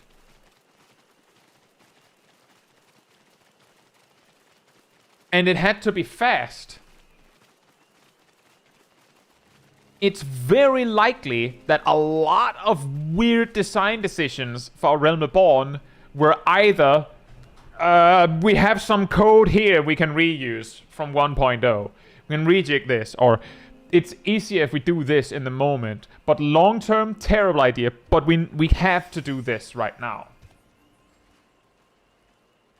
No, I saw the other one, Brontome.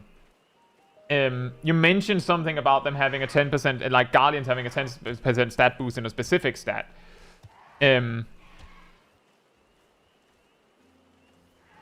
But all of these kinds of jank make sense the moment that you accept that A Realm Reborn may have been made with like tens to hundreds of small we don't have time to make the perfect solution. Just make a solution and move on. Which would also explain why there's so many random things that are like eventually fixed that are so obvious things they should have done from the very start that you're like, why did they ever do it differently? Like, for instance, Final Fantasy XIV Realm Reborn launched with a baked-in extra animation lock. Like, basically, I can't remember if it was 300 or 600 milliseconds, but the animation lock we have now of 600 milliseconds, roughly, 0.6 seconds, plus salt, makes a lot more sense when A Realm Reborn basically had like a baked-in latency on everyone. Like just an extra latency because screw you.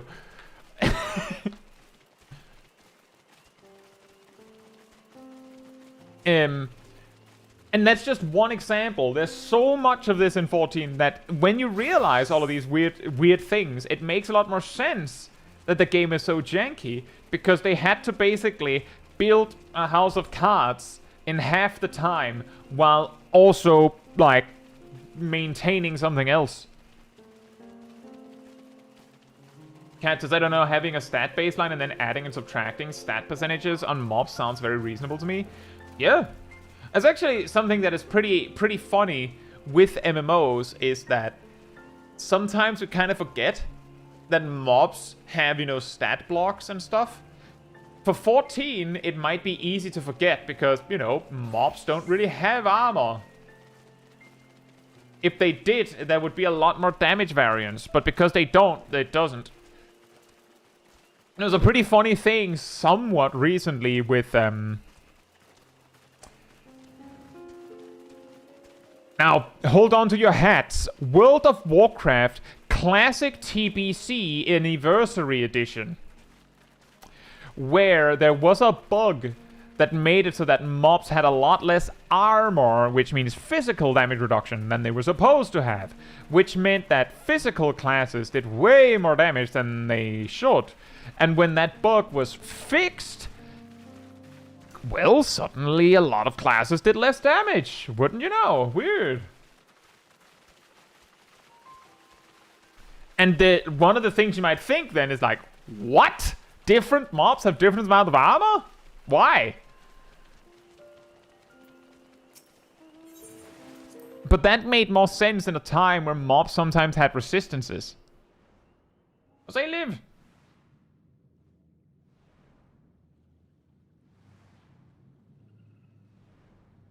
But yeah, giving mobs a stat, like stats, makes sense. In A Realm Reborn, and Heavensward, and Stormblood, and I think also Shadowbringers, you had debuffs that said reduces the enemy's intelligence and mind, or strength and dexterity, and things like that, to reduce their physical or magical damage. In A Realm Reborn, up to the start of Stormblood, Warriors Berserk didn't say you do more damage, it said you have more attack power.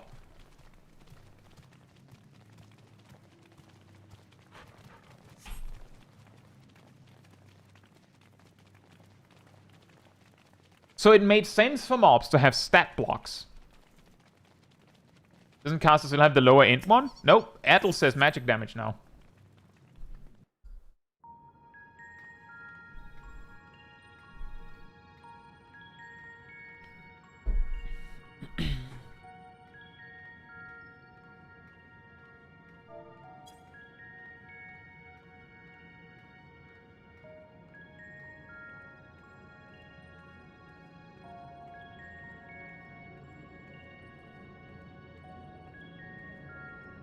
Jet says, many do, but as we know about level 50, the defense is usually so high that caster's melee is too weak. No, that is not. That is the incorrect observation, Jet. Mobs in Final Fantasy XIV don't have defense. However, the way that the game works is that there is a negative damage multiplier if you're attacking enemies up. As in, if a mob is higher level than you, you do less damage. And you can miss. The reason why casters start doing less damage with their auto attacks as you level up is because when you level up... Now, check this out, Jet. If you're level 50, then 37 spell speed is quite a lot. However, when you're level 100...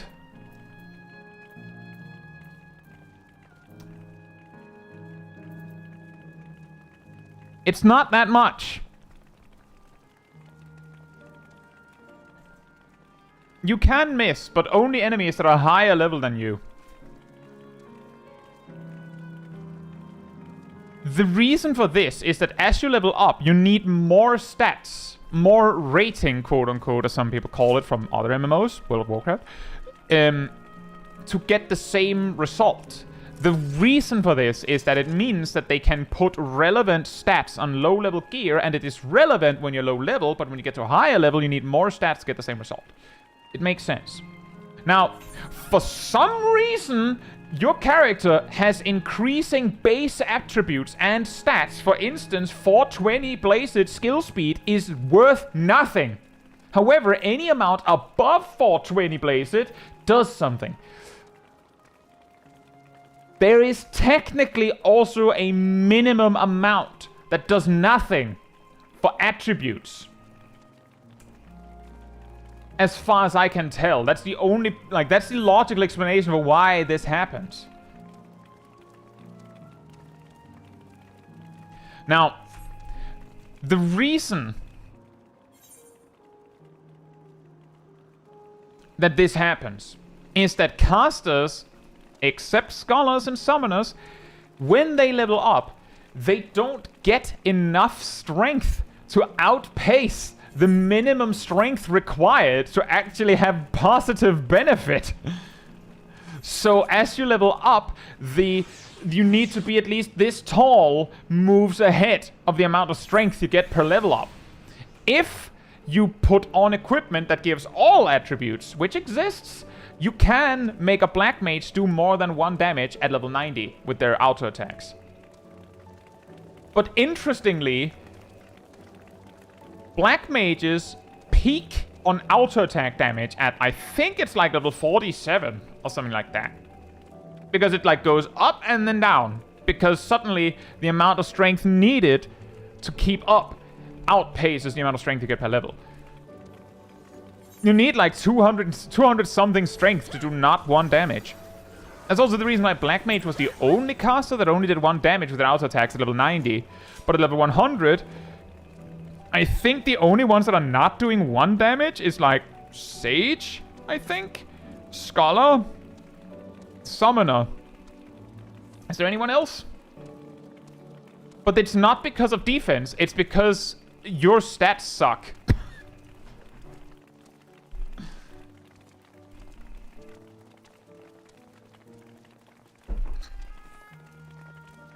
A funny story about that, Jet, is that one of my first Mythbuster videos actually went over that. That was actually one of the things that made me make that series to begin with. That's also the reason why... Jet, that if you check my biggest single hit, that I have 1 level 1 striking dummy. It doesn't matter. As long as you're at least the same level as your target, then the damage is going to be the same. It really stands out whenever I have had any demonstration with Blue Mage in the picture, because a lot of the time I have 1 level 1 striking dummy and 2 level 100 striking dummies. And, well, the Blue Mage will do a lot less damage to the level 100 striking dummies, assuming it hits at all.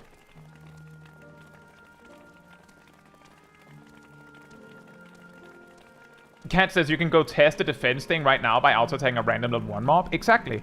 If you wanted to test this theory, you could just smack a level 1 mob. And you'll find that you still do 1 damage. It's really silly.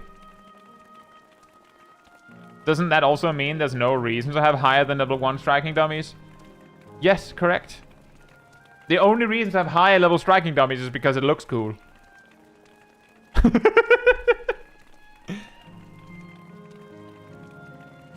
That is the only reason.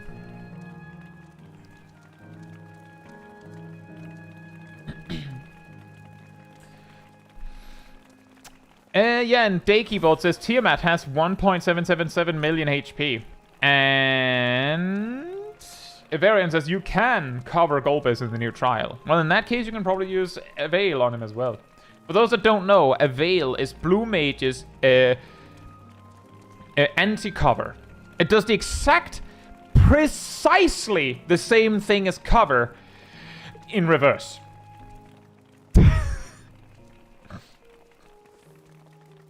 As I eat it?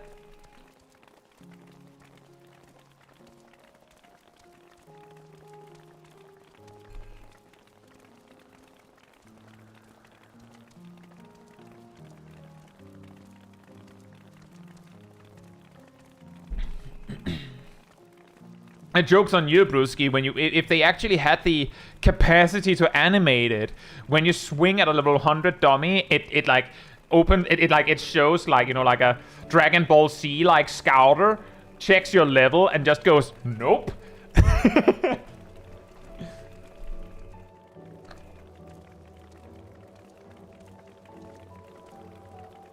You just like cartoon dodges, just woo.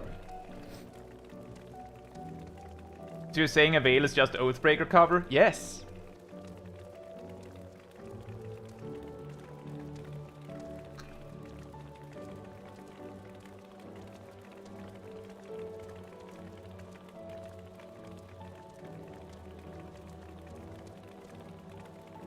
Kansas is like iPhones, you gotta have the latest model, even though it doesn't matter. You know, on that,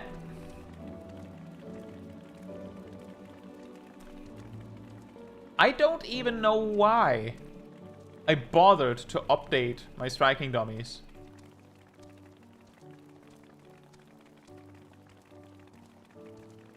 I feel like I remember in the past that I would switch around my striking dummies to have a level appropriate one.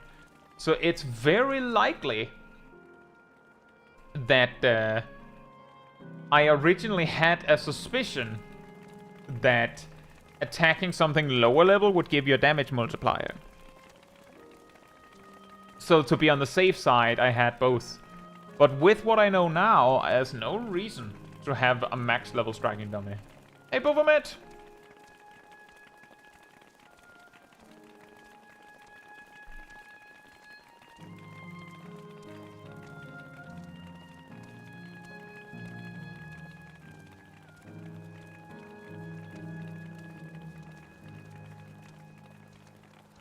Yeah, the thing with HP on the striking dummies is something where, like, I have thought about that, but for the most part, it doesn't really matter. If I wanted to test something like that, I feel like I would just use the Stone Sky Sea striking dummies.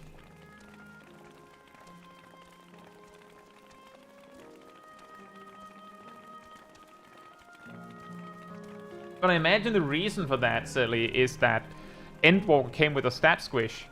And maybe they just didn't squish the Shadowbringer striking dummies because it doesn't matter.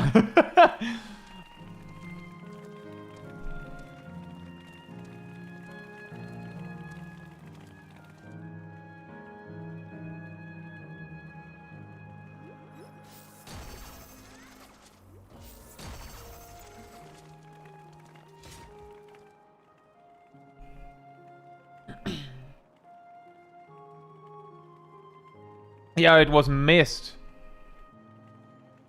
Well, it's a which job are you most excited to see freed of the 2-minute meta?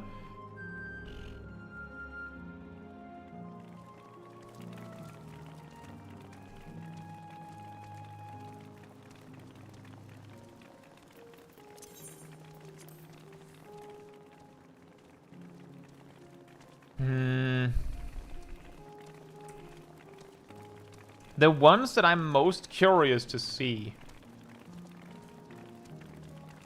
are probably the jobs that feel the most tangential to the 2-minute meta. For instance, Black Mage's only attachment to the 2-minute meta is that Black Mage has ley lines. If the 2-minute meta didn't exist, then Black Mage would be like, okay, and then just press ley lines when they feel like it, like many Black Mages already do. So I'm also curious about Machinist, a job that whose only attachment to the 2-minute meta ultimately is Wildfire.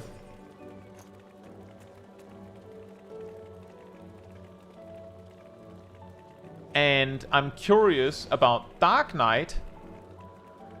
Its attachment to the 2-minute meta is, in a way, the job, like its whole design, like all of the structure of Dark Knight completely falls apart.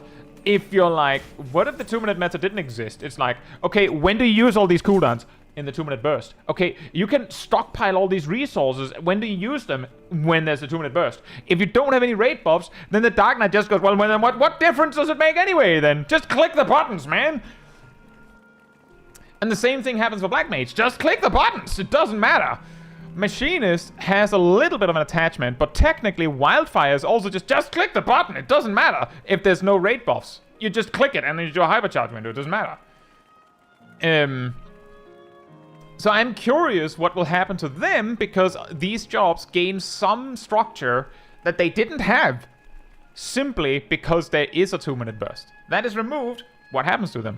A lot of the other jobs have some structure that is pretty, I would say, pretty clearly converted into evolved mode. the second rank of like interest to me are jobs that are completely dependent on the existence of the 2-minute burst, basically for their existence.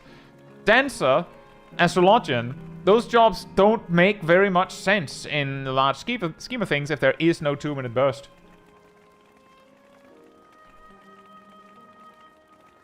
So that's what I'm like that's where I lie on it. For many of the other jobs, I could possibly picture something. I would actually say samurai is another solid example of a job that that gains its structure from the existence of the 2-minute burst. Zaposti and Raposo and Flames. How do you think Ninja will do?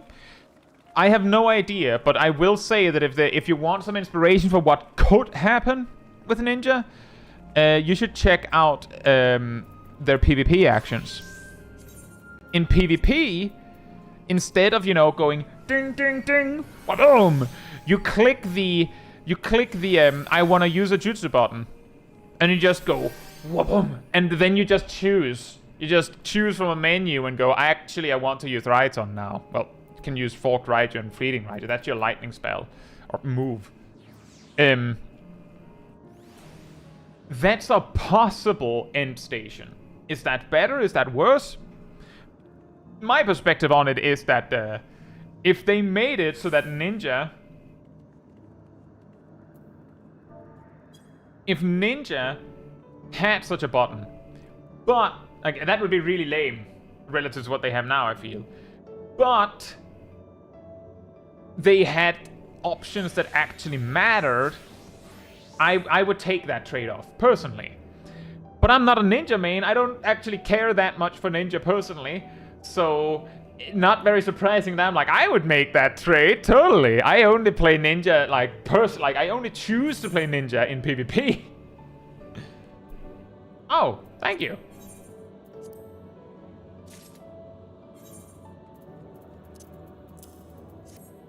Removing a slipping mudra would remove the whole fantasy of Ninja. Yeah, that's kind of what I mean when I say that it could, like, that's what could happen. But from my point of view, the way that you play Ninja means that you have all these mudra signs, but for the most part, it doesn't matter that much. For single target, you need this one.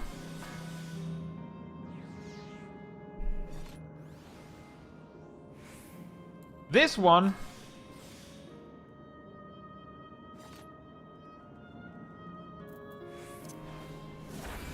And this one.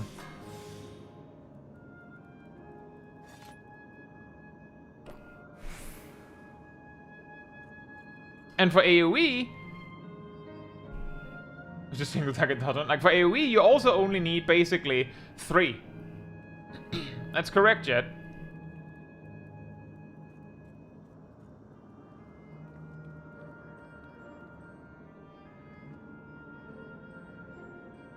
So, and the thing is, the reason why I'm like pointing that out like it's some sort of gacha is because in the whole arsenal of ninja mudras, you have physical damage that matters for soloing Palace of the Dead, I think, because that can heal you with Bloodbath. AoE, single target. AoE, single target. AoE, garbage.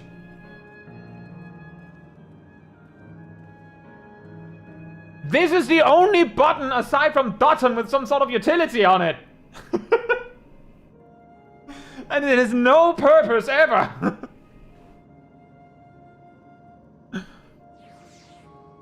If I were to design Ninja, the problem is that like the design space we have to work with is that you could make it so that Ninja just had like damage, AoE, and then it's like utility, utility, utility, utility, utility. What utility? What do you need? If you make one of them a heal like this in PvP, when would you use that? You probably wouldn't. If you make one of them a bind like they already have, why would you use that? You make one of them a heavy, why would you use it?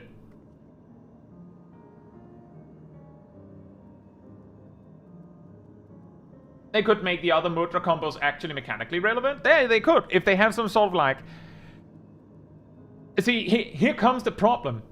You could make it so that instead of having all of this, where you have like specific mudras for specific situations, but those situations come up very predictably, they could make it so that you have 3 different single target options and 3 different AoE options or something. Or you just have 3 different options. And they build up to some bigger mudra. Like for instance, you can only use Caetsu when you've generated the 3 stickers. You see where this is going, right? So you generate 1 sticker with Raiton, 1 sticker with Katon, and 1 sticker with, I don't know, Suiton. And then you can use your Soranryu.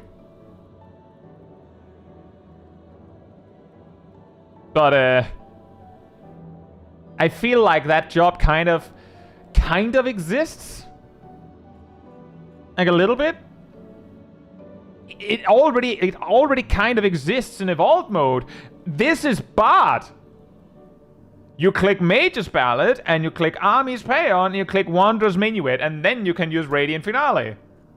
Which then allows you to use Radiant Encore. What about a Mudra that requires like 6 to 9 inputs?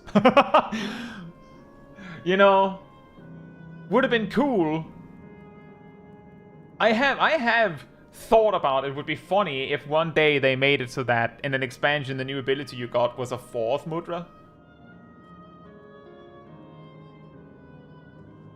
And why I think that's interesting is because that would give you 1 more 2-step, 1 more 3-step, and then you would get 4 different 4-steps.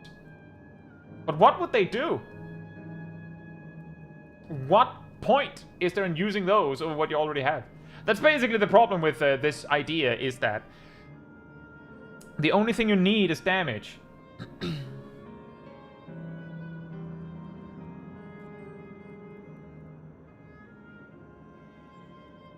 One could walk my dog.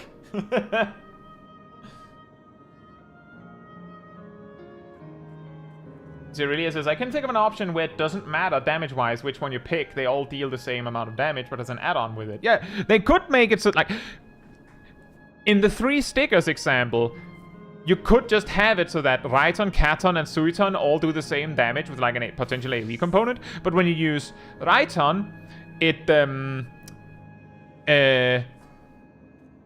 makes it so that... the enemy does, like... slightly less damage for a couple seconds because they're blinded by the lightning. A Katon could give you like a barrier because like the fire like shields your team, and Suiton could like with the slippery water make it so that your team runs up. Actually, that's bad again. Dang it.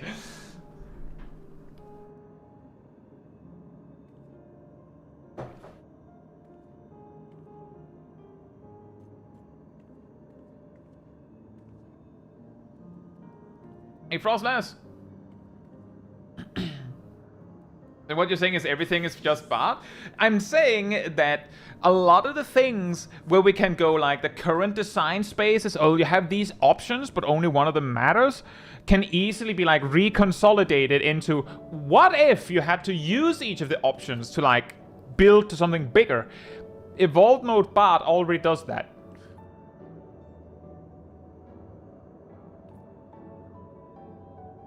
So another way you could do it is to just have Ninja, you know, not build up to something bigger. And just be like, well, your Mudras do the same damage, but they have some sort of secondary component.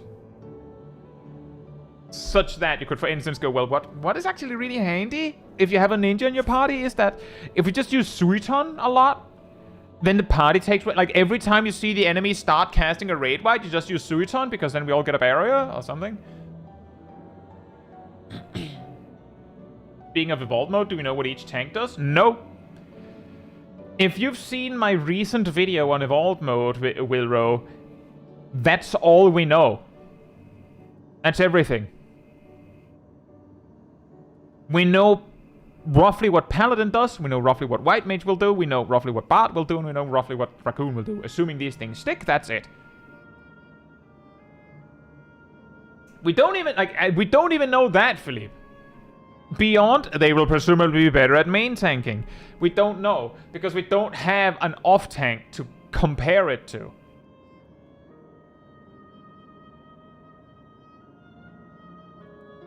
It's the same thing with White Mage. It's really hard to, like, determine what part of it is. Well, that's the White Mage design, and this is the healer design.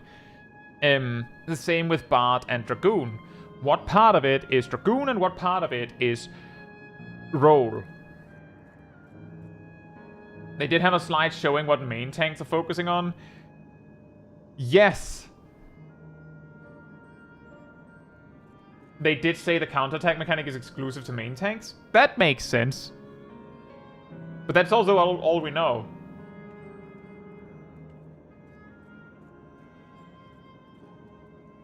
The real danger there, Wilro, is don't get too hasty. Make sure to not kick the others when they're down, because you don't know if they're the ones that truly will be down. Could you imagine if it turns out that what off-tanks bring to the table is so much more useful that it becomes meta to bring double off-tank? All I'm saying is that in today's Final Fantasy XIV, double pure healer is not really a thing, but double barrier healer is.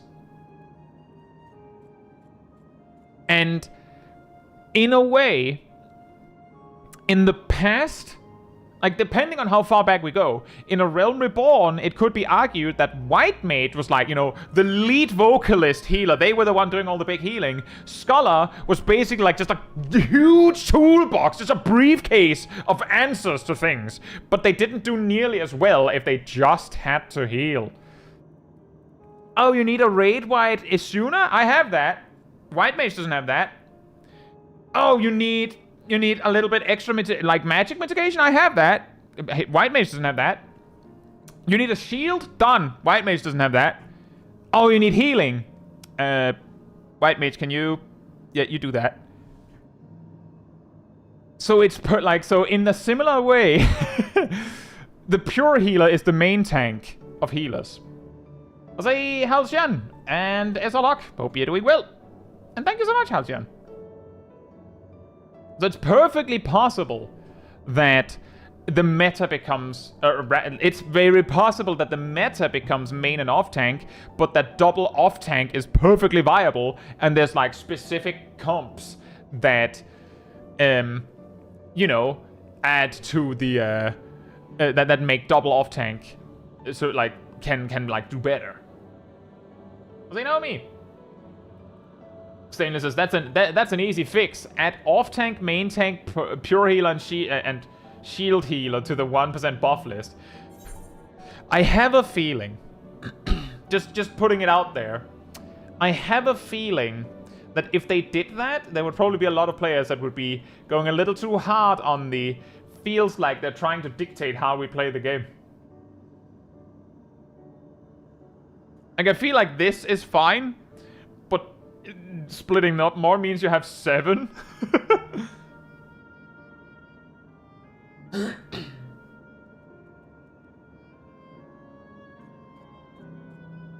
Thank you for the 5 gifted subs, Shaq. Just out of nowhere. Thank you so much. That's crazy. Wow. That apparently also started the train. Thank you so much. Thank you for the gifted sub, Seiji. Wow.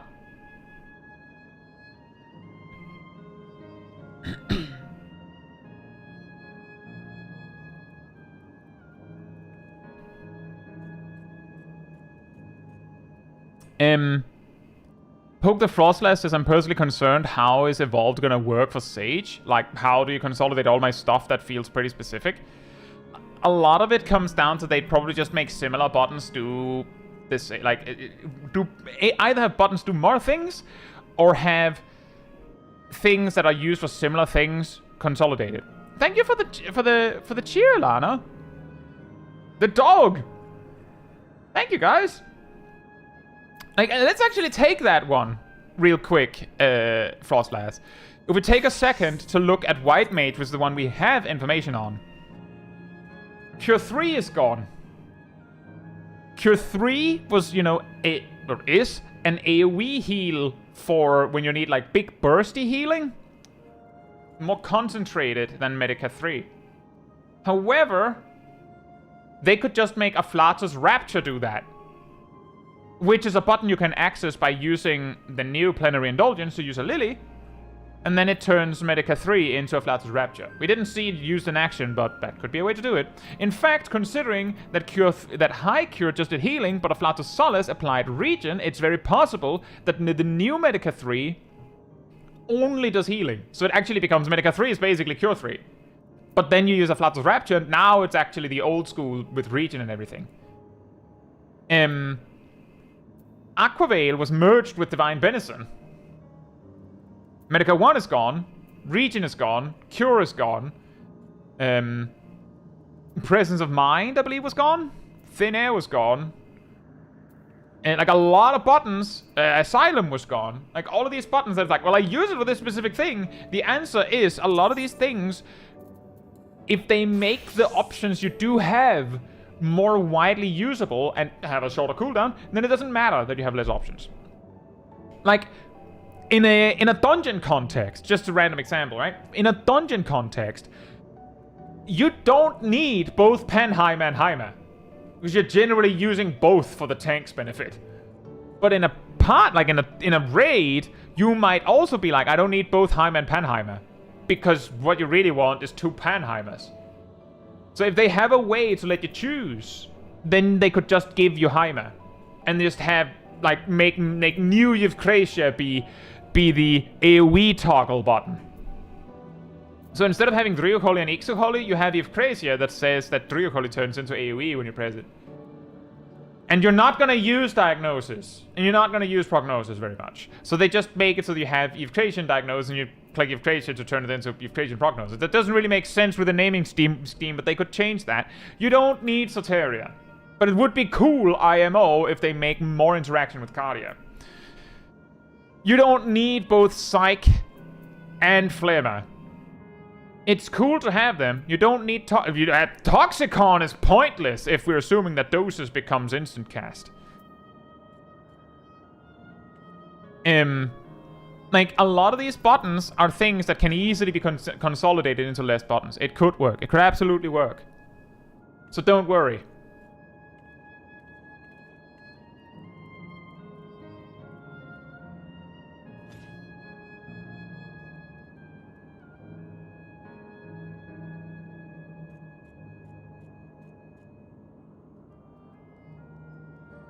Wow. Hey, Aldiano. Hope you're doing well. Thank you so much for the gifted subs. There's people coming out of nowhere. Thank you.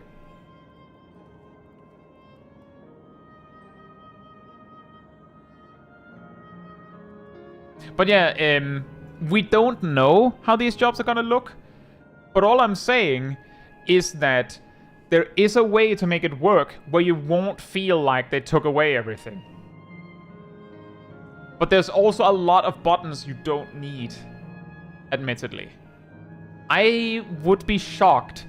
I would be shocked if buttons like Soteria, Zoe, and Pepsis survives Evolved Mode.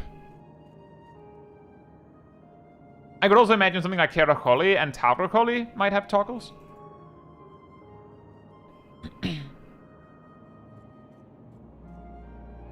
Thanks so much, Aldiano. I don't have a lot of it, but I have considered talking more about it. The problem is that a lot of the time, there's limited we can talk about, so it's a lot of speculation. So I tend to focus on the things that are not speculation first, and talk about those ideas. The unfortunate reality of slamming face first into 7.5 and new expansion reveals at the same time, right? Zoe makes Yevkrasia Prognosis become hollows. They could do that too. Like, they could make Sage absolutely ludicrous if they make it so that you have, like, multiple toggles. So you have, like,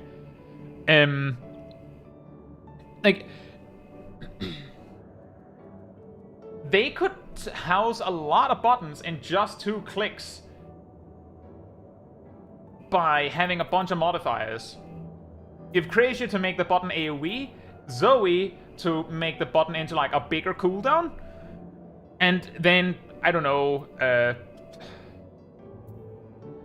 maybe Pepsis, just to use the animation, you know. The animation is pretty funny. To turn it into a resource spender. A little bit similar to how they made Plenary Indulgence. Use a lily and then you can spend it. It basically, like, the Plenary Indulgence for new White Mage just goes, cashes out a lily, and then lets you spend it. So they could do that there too. Pepsis cashes out an Adder Skull, and then you can spend it. And then it, like, turns your things into other things. Isn't that emergency tactics? Pepsis is indeed emergency tactics for Sage. That's 18 Lee.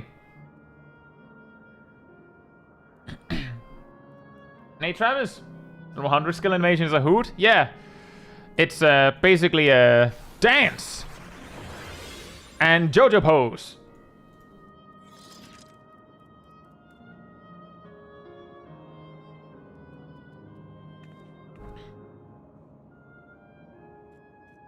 But there are ways to do it that, like, this is exactly what I mean when I say that we don't really, like, we know something, but we don't know that much.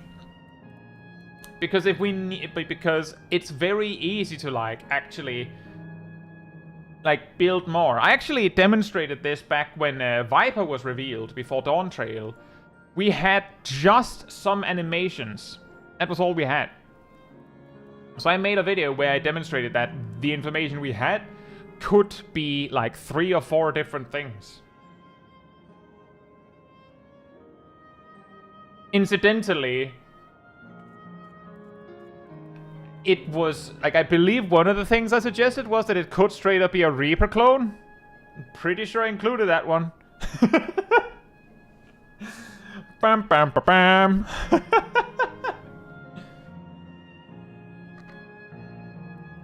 Thank you, Ardell. Did White Mage still have their dash? Now that I mention it, I don't think they did. But Temperance gives the White Mage a speed boost.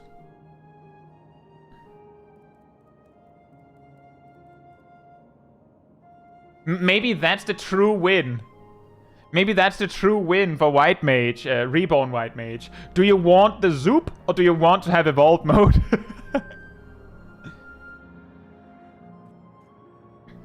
And then Viper was just Red Mage number 4.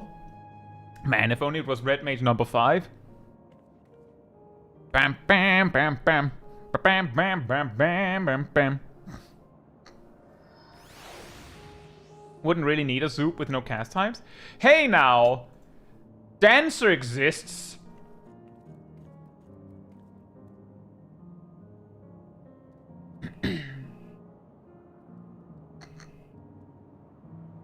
Yes, I do know that, Posty. I think that was something they added in Endwalker?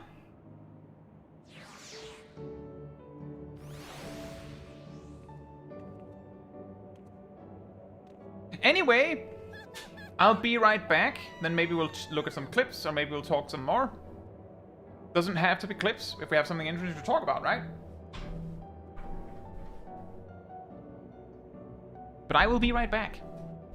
In the meantime, Manatee restored.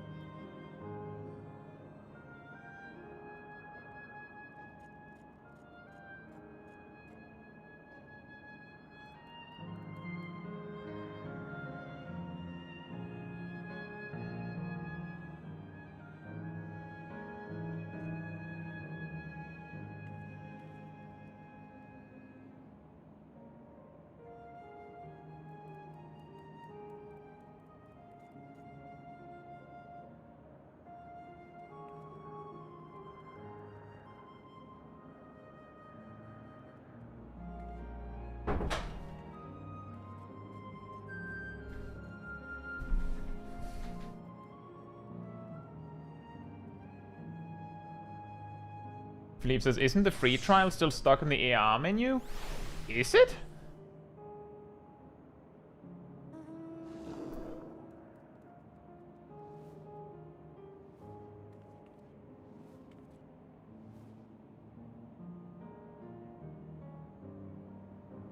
How's Tiana? Caetsu's dancer doesn't need Zoop. I mean, you're probably right. My point was more that dancer has a dash and no casts.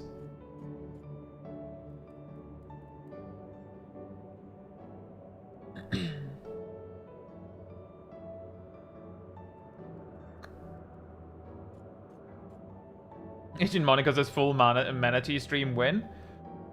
I have a feeling, now I'm not 100% sure on that. I have a feeling that there might be something there about... Is there something in regulation on either Twitch or YouTube about having a stream where you're literally not even there?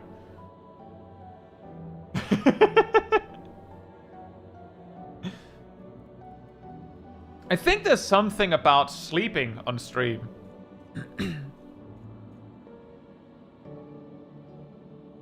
Or maybe they changed on that.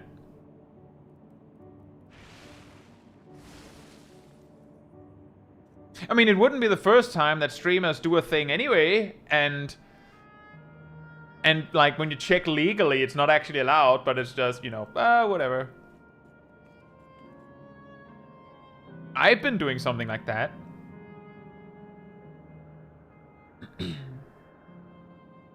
Sally says sleeping on stream, I think, was because of the marathon streams people used to do.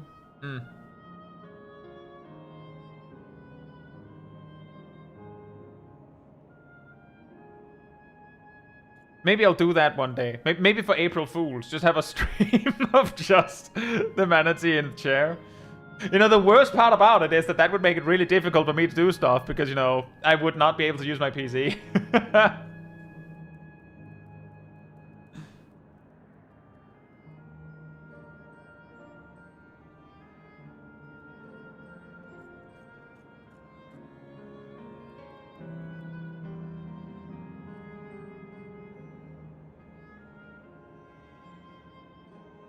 Just take the PC to another room or whatever. I'll just place my manatee on a table nearby and just turn my camera. And I'll just be having my day. Yeah, Cat says, BRB, manatee restored, and then I just don't come back.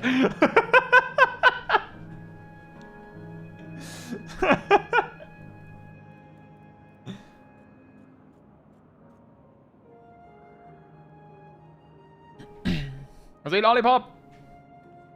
Make sure to I got like a small headset. Or like actually just a really big headset.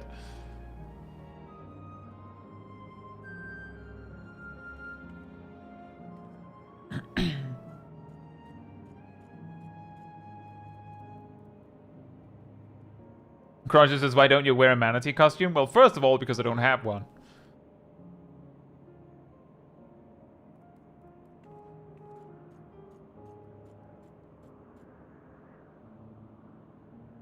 And that could also be really scary. A stream where I just say manatee restored and I just don't come back, and then at some point the stream just ends.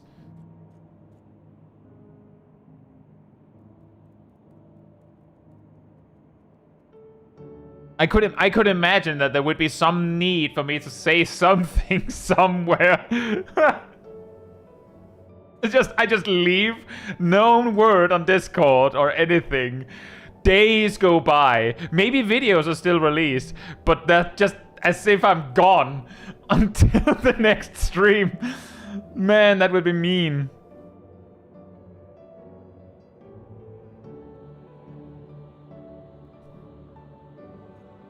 No, I don't think I would do that.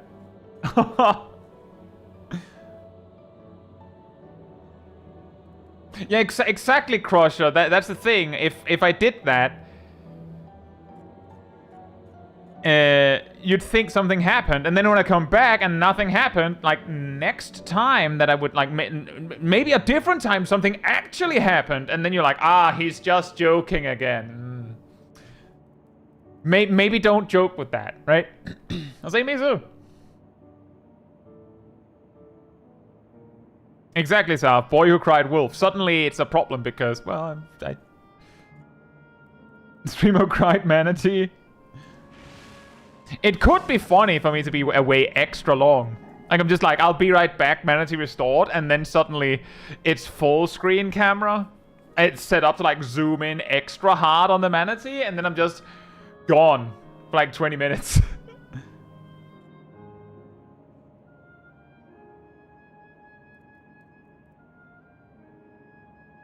Could also be a way if, like on the 7.5 patch day stream, where we had, like, a 20-minute break or something. Like, if everyone knows that the stream continues in 20 minutes, then it makes sense that there's just something silly on the screen until then.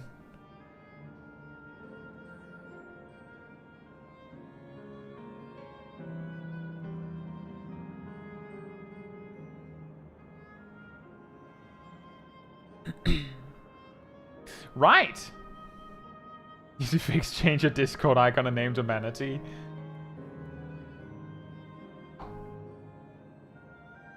Aquatic ambience starts playing as the camera zooms in. Yeah, exactly. It just slowly zooms in.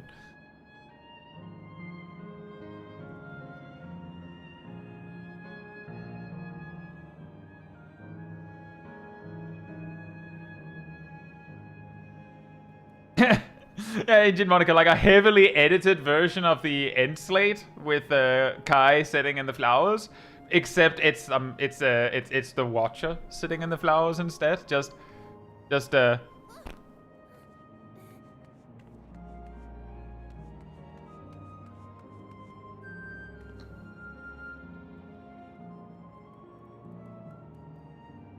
I should have something like that. I should get more things like that. I should get more things for people to use their Twitch points on. I should get a lot of things. I should get more sounds for my stream deck. I should get more things. I just don't know where to start, and there's so much. But at least I'm slowly working on it. I'm working on a different schedule for content to have better time for things, and then my sleep schedule suddenly breaks apart.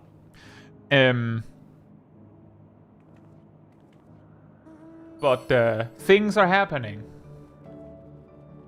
And Evan does. I'm also on Twitch. If you check the chat over there.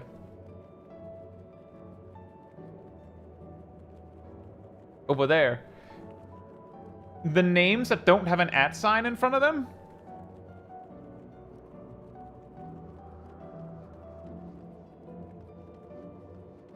So if you have a preference, you can check there as well.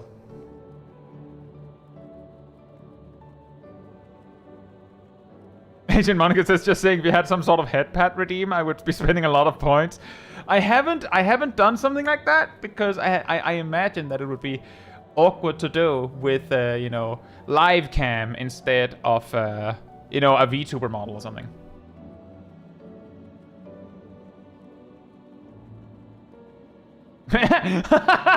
now there's one, Seiji says, a pet the chat emote.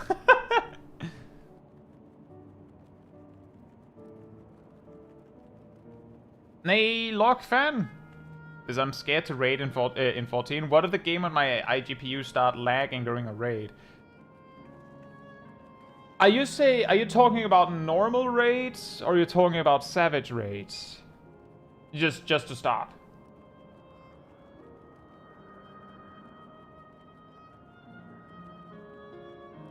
Save it for when you get your manatee VTuber rig.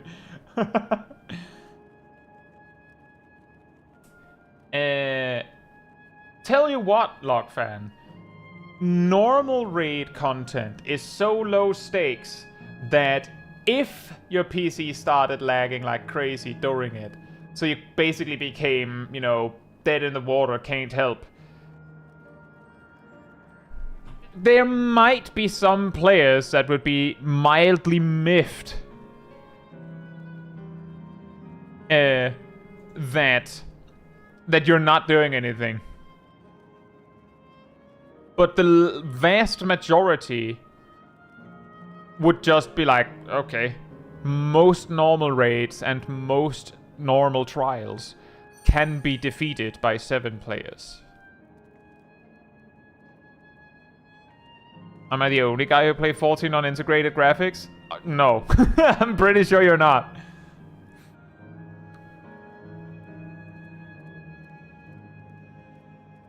Like, back in the day, I used to play 14 on a PC that had to have all settings set to low, then it could have an unstable 60 FPS. I was fine. It was okay that I had frame drops. The best place for you to test this would be in a normal trial or a normal raid. Like, are you new to the game, Lockfan? Like, how? Like, are you still going through the main quest? Like, are you, like, what level are you?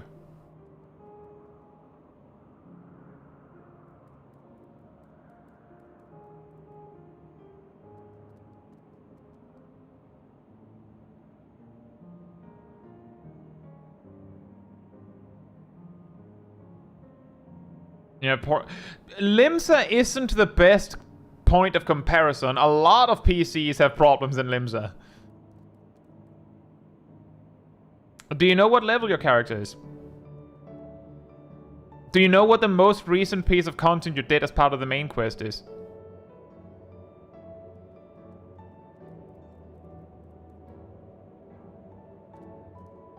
I can inform you, Lockfan, that my PC, which is it's a couple years now, but it's a little bit of a beast, starts to like wind up real hard in Limsa. Halcyon says, does hiding people's names help with performance? No. Level 35. Okay, let me put it like this, Lockfan. There's a little bit yet. Your first experience with 8-man content will probably be Thornmarsh hard, which is an 8-man duty that is perfectly beatable with 7 players. And the reason I'm saying it like that is because that's the first 8-man piece of content that is mandatory. Raids at level 50 are optional content. In fact, that optional content is basically like, it's not in roulettes. It's going to be really hard to queue for it. I don't recommend queuing for the Coils of Bahamut at all. You should get some friends to boost you through it if you want to hear the story. You could do it synced, but if you're already concerned, don't worry about it. But there will be 8-man content that is mandatory. But the 8-man content that is mandatory is easy enough that if you're having performance issues, you can still do it. It's okay. One thing you could do if you're worried, Lockfan, is you open this menu, character configuration. You go to character and set it up exactly like this. You might want to take a picture. These battle effect settings, set them exactly like this. Why? Because if you set these two to limited, then all the explosions and whatnot from other players will not show, which might help a bit. The reason why you set it to limited is because if you set it to show none, then there are some things that you might want to see, like, for example, a white mage might put down a field here that heals you. You wouldn't be able to see this with that set to none. And yeah, as people have mentioned, if you're having trouble, just say it in the chat. Just like if you go into Thornmarsh hard and you're having a hard time, your PC can't handle it. Just, fight through the lag and be like, guys, I'm sorry. Turns out my PC can't handle this. And I'm pretty sure most people will be like, oh, yeah, it makes sense. Sprout, first timer, yes.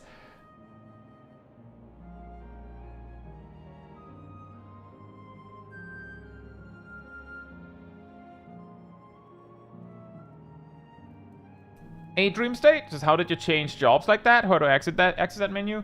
This menu is the command panel. It's here. But this menu is customized. I put these things in here myself.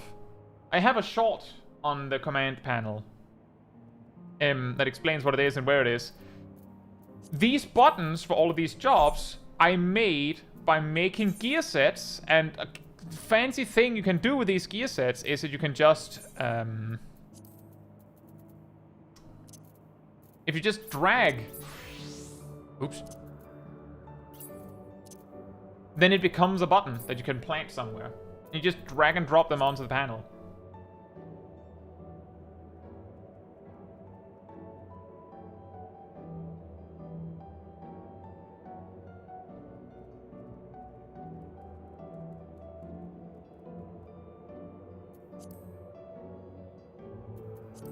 But yeah, this menu saves a lot of space.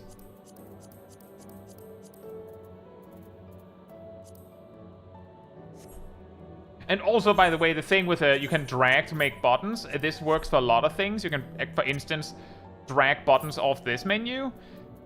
Fun fact, I'm not gonna test it in before it's not fixed, but some months ago we discovered that there was a bug where if you did that and then click this menu again, your game would crash. There's a bug report and it was recognized as a bug, and I'm guessing it has been fixed, but I'm not gonna sit here and try.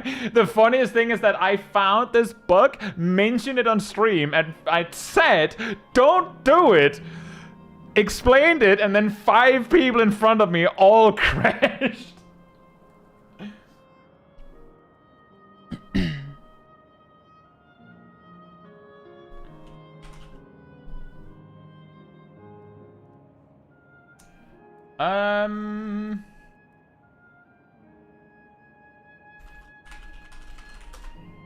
I got a link for you there, Dream State.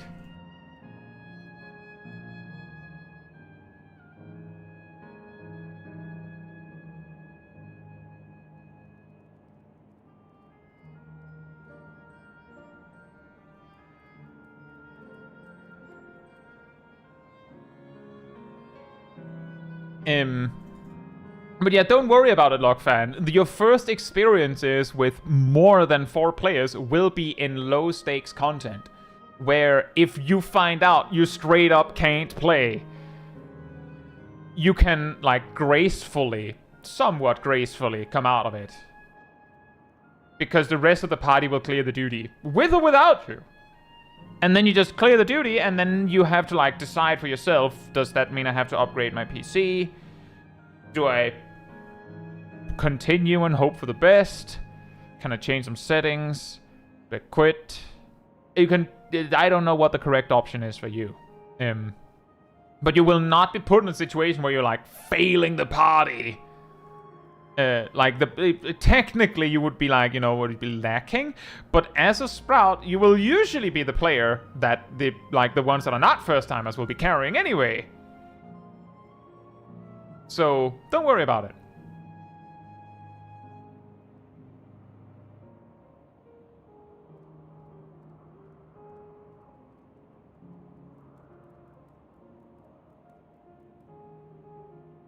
That's true, Random. And I imagine that's what, like, see, the thing is, the way that it went is that I've told this story, like, a million times. I went for, like, a year and a half with a PC that kept, like, actually dying and needing to be sent back to manufacturer and get hardware replaced, so specifically a CPU problem.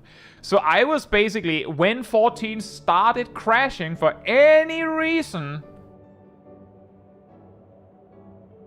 I would get, like, super paranoid, because that usually meant that it was time to send it back again. I finally got I got a different CPU. And I'm being vague about it because last time I brought this up, there was, like, a whole thing. And it's not important to the story. So when suddenly my game crashed, I was like, oh no, not again. But it has never, like, since this CPU change, the game has never crashed randomly. And then I did that thing, the game crashed, and then I was, like, paranoid, and then, like, a few days later, I had, like, you know, like, Call of the Void, like, try to replicate it, and sure enough, game crashed. And I tested, like, an hour before streams, and when the stream started, I was like, guys, I have something funny. And because it was like replicated on like 5 PCs, we then had like someone send a bug report. Show, like, link to the stream saying you can see it done there. Explained there in detail if you don't take my word for it. And it was almost immediately accepted as a bug.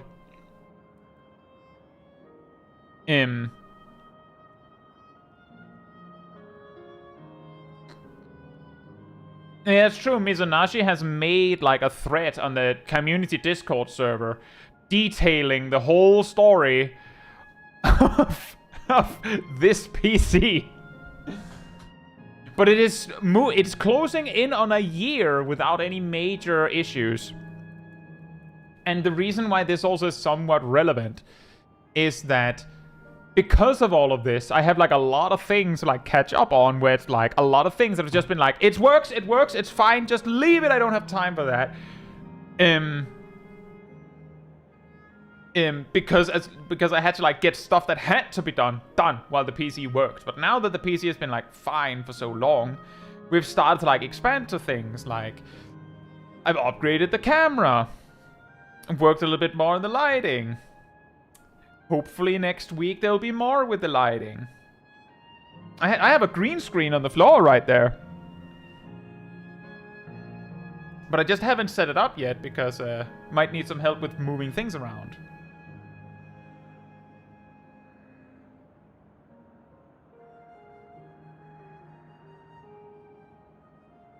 I say BSR. And also that Cyberpunk is a lot less intense than 14. And a set go.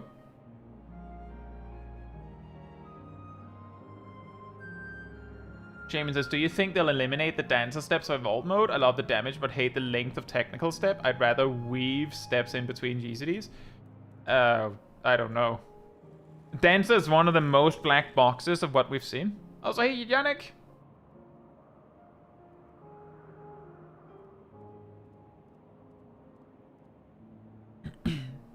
And yeah, also that, Log fan. If you're moving, trying your best in the alliance raids that are mandatory for the main story, no one's gonna notice. As long as you're moving.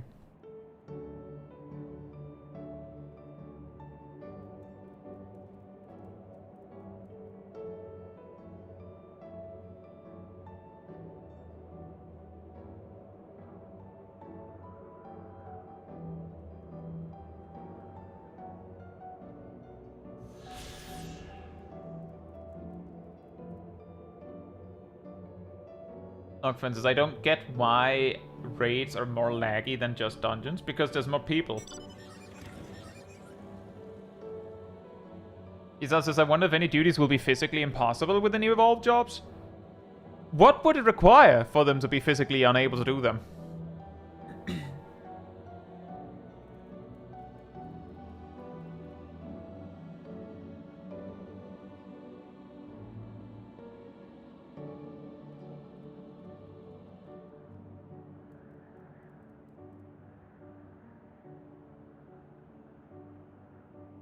What would it take?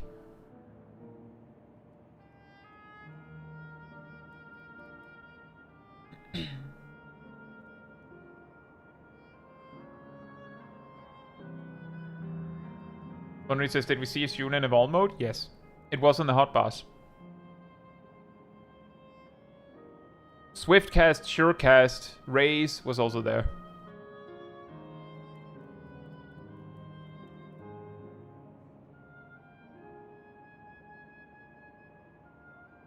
Arm's Length was also there.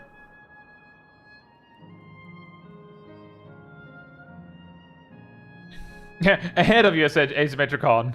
Surecast was on the hotbars.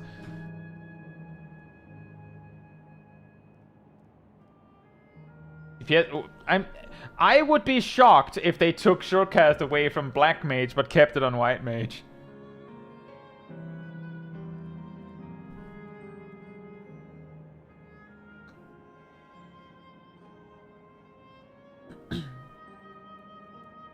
It says maybe Shadowbringers role quest duties that require specific actions.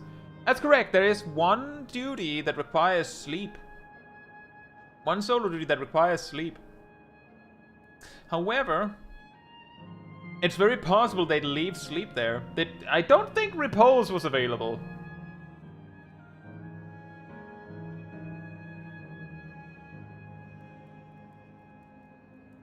I don't believe repose was available.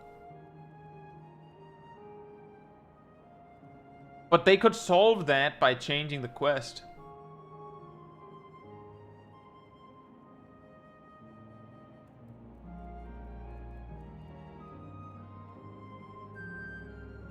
Something incredibly fringe, like a certain comp just not having enough mitigation or cooldowns or something. Based on what we've seen, like I mentioned this super briefly at the start of the stream, Dawntrails. Which is like people equipping worse gear so that they can do old content unsynced while still being like appropriate power level. I would say even synced content is power crept to a point where like doing Dawntrails might be harder than doing proper synced. Because of, you know, power creep. It would have to be extremely bad for you to lose on a like on a numbers game level. Hey Zero Sugar, hope you're doing well.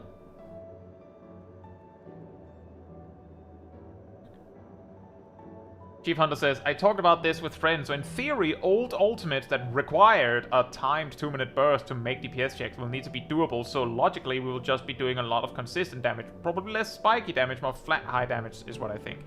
Well, for starters, a consistent 2-minute burst wasn't a thing until Endwalker.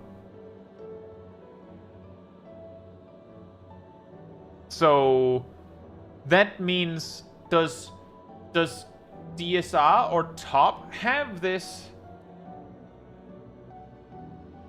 Does FRU have this? No, it doesn't. As I understand, FRU has a lacks enough DPS check that it shouldn't be a problem.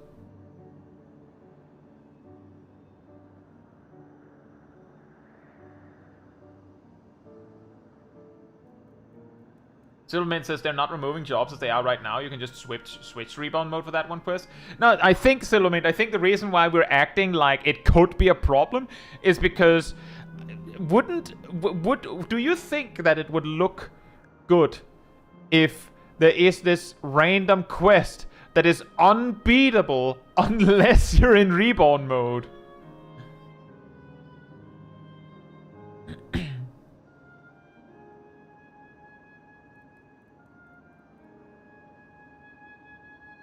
Lockfan says, what do you do if you see sometimes in party chat suddenly say, bro, your computer sucks, go get a better computer if you don't plan to get a new computer? People that act...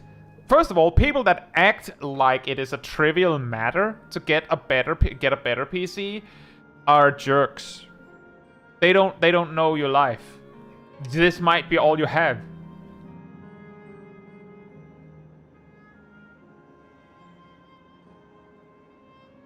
Exactly. Sarah says over on YouTube, are you paying? Is a pretty good response to something like that. Second of all, unless you draw attention to it, people won't be able to see that your PC is bad.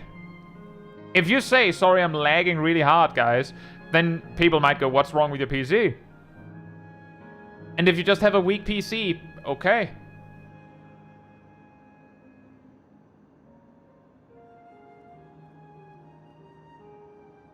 Like, don't worry about it, Lockfan. You're getting into your head on this. People won't notice. If it comes up, people might be like, why are you not doing anything? And you're like, I'm sorry, guys. I'm on like 3 frames per second. I can barely dodge. They might be like, are you sure you should be, like, are you sure this is the game for you? Maybe. They might also just be like, okay, lol. If it's, you know, casual content, they would just be like, that's weird. I'm pretty sure I've seen worse. In my Mentor Roulette series, I have probably seen worse. And you know what? If I had a party member in a duty that I'm like, why are they not doing anything? And they go, I'm sorry, guys. My PC is barely holding on.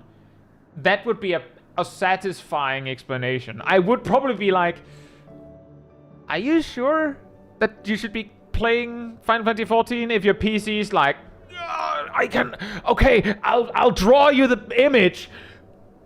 Here you go.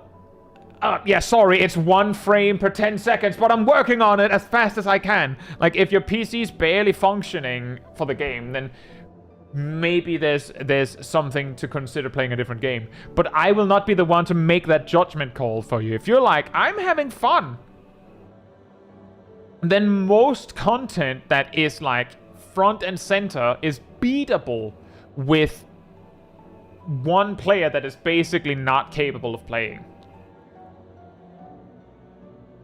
Now, there's definitely going to be people that think it's annoying to carry you, quote unquote, but most players will just be like, okay, weird, and move on with their day.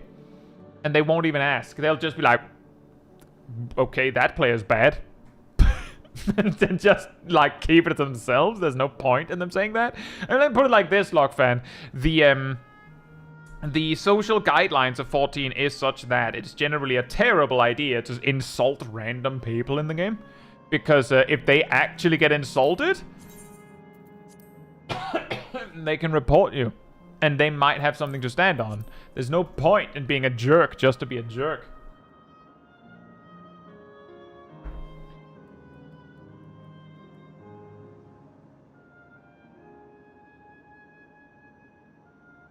Like, I mean, times have changed, but here's a little bit of a story. We've already unpacked the World of Warcraft thing early in the stream. In Wrath of the Lich King was the first time I hit max level in World of Warcraft, because I was just a kid. My first experience raiding was in the Obsidian Sanctum. And I couldn't see anything. Because I can't remember if we were 10 players or 25 players, but let's just say that my frame rate was less than 1 FPS. The moment fighting started, my game was just like,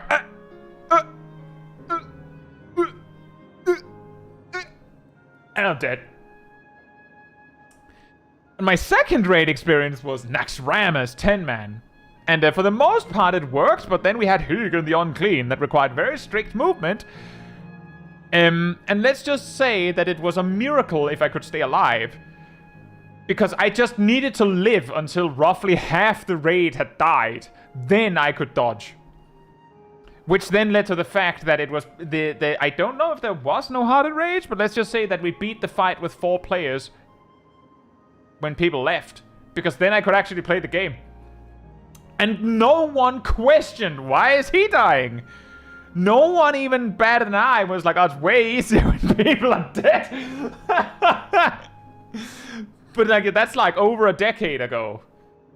It's actually closing in on 2 decades ago, I think. And people had a different relationship to, you know, PC hardware back then as well. But my point is that no one ever questioned it. There are jerks that would be like, bruh, you need a better PC. But most people recognize that PC hardware that run games good ain't cheap. And if you're playing on a PC of such a caliber where you're having trouble with Final Fantasy 14, it's probably not because you couldn't be bothered to buy something bigger. It's more likely because you can't afford something bigger. At least if you're having fun with the game. If you're enjoying 14 and investing a lot of time in it, it would make sense that you would probably, if you could afford it, put your money into being able to play that better. It makes sense.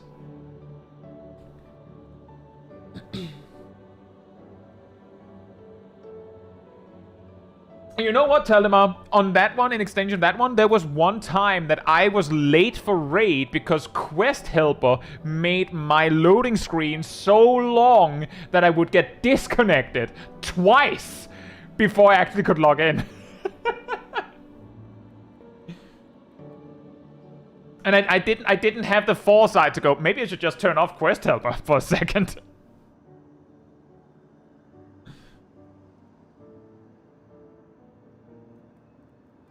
What is Quest Helper? It was a World of Warcraft add-on that basically, you know how in Final Fantasy 14 you can like see where your quest takes you? Yeah, that required an add-on in World of Warcraft back in the day. And the reason why it took so long to load was because the add-on housed the information of every single quest in the game. And it had to load all of it.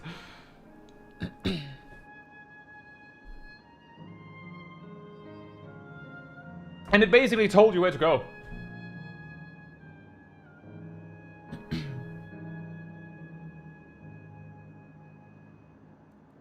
Zero Sugar says, as someone kind of new to 14 that have done some of the Trials Extremes, I have not done any since people kind of yell at me for not doing correct things and telling them that I'm new to the Extreme, where they then disband because of me, so it does not make me want to do Extremes again. An old FC people did it so people could learn old ones to get into the feel of it. Got kicked after some time, that kind of made me not want to play, so it took a break for 2 months.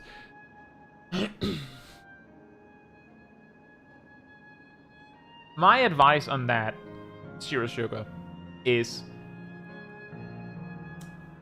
whether it's old or new content, the general perception of hard content, which covers from extreme and above.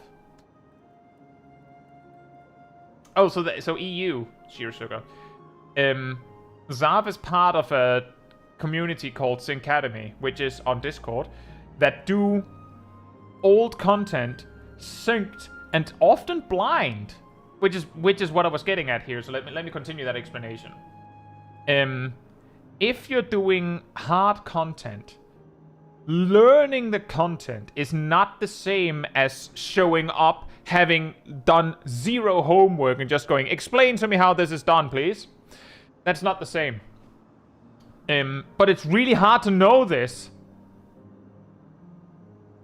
if you're new to the game, or even new to the genre. Hard content like Extremes are generally considered hard enough and time-consuming enough that the accepted upon, generally agreed upon approach to hard content as the default is, if it is like day one, like the content came out a week ago at most, and there is no such thing as a guide, then obviously you can't know, right? You can't possibly know. But once there are guides, people will generally expect that you have watched or read a guide on the specific fight to know the strategy for the extreme content or the savage content. Unless it is labeled as blind, where blind content means that you have deliberately not looked up anything. You're going into the fight, you don't know anything. No one knows anything. And if they know something, they're not going to tell you, because that would ruin the experience. You're here to figure it out now. But that also means that if you're going into content with people we're going into this old content for the new players to learn it, then of course the old players are not blind. My advice to you, Zero Sugar, based on this, is if you want to do an extreme, and I've kind of gone over this for Mentor Roulette as well, if you want to do extremes, if you don't want to look up a guide and such, and you just want to figure out the fight while you're there, and I'm specifically saying extremes, normal trials, even hard trials labeled with hard, and raids labeled with nothing, like normal raids, alliance raids, you don't have to look anything up there. You don't have to look anything up on dungeons. If someone is a jerk about you not having looked up guides for that, they're stupid, not you. This content is at a difficulty level where you should be able to pretty manageably learn it and do it right then. But extreme content and above is too hard for a lot of players to just go in and figure out. You might be skilled enough to figure it out, but a lot of players can't figure it out in 1 hour. And if you're not saddling up for blind, then players that weren't expecting blind will probably be annoyed. My advice then is look up a guide for the extreme duty or the savage duty.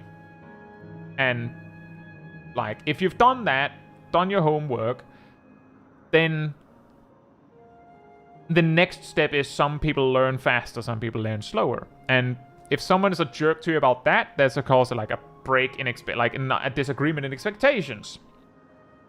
But that is my advice, is if for instance you want to do Rambo Extreme. I mention it because it comes up a lot. I have a guide on every Around the Born Extreme. It's just one video that explains every single Around the Born Extreme in 2 minutes per fight. Just, it doesn't explain everything, it explains exactly what you need to know. It deliberately leaves out information that is either not helpful to know or doesn't matter. Like, there's a lot of random things, like, oh, this boss does an AoE at these intervals, and this boss does this thing, and this boss does that thing. It doesn't matter. This and this and this is important. 2 minutes. There's also shorts versions of these that, like, leave out information because there isn't space on the screen for text, but you could learn any one of the Around the Born Extremes in 2 minutes. You might need more time. Like, you might need to repeat some of those things, but the total length of the guide is 2 minutes. So you can rewatch it 15 times. And eventually it sticks. And boom, ready to go. Heavensward and above will have, like, are more complex, which is why I don't have 2-minute guides for those. But that's my advice, is if you want to do an extreme, watch a guide. Try and, you know, write down some notes. I also advise that if you're new, I highly recommend watching a guide or reading a guide for your job. Appropriate for your level. My guides should work, doesn't have to be mine, but my guides should cover relevant information that you would need at level 50, 60, 70, 80, 90, 100, so that you're prepared. And the reason I recommend that is because you might be convinced that you know how to play your job. And I'm recommending it both so that you're certain that you know what to do, but also just in case you have gotten it completely wrong. Just in case you're completely off track. You can just, you know, just fix it by just checking a guide and saying, oh, that's what you're supposed to do. Because when you enter hard content, that's the exam. In the classroom, when you're being taught, or when you're learning, totally fine that you don't know exactly what to do. But hard content is the exam. You should not go in there being uncertain.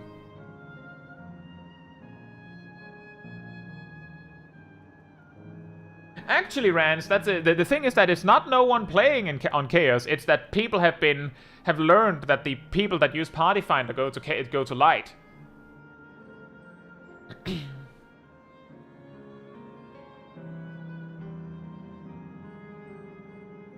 But that's my recommendation, Zero Sugar. If you know which extreme you want to do,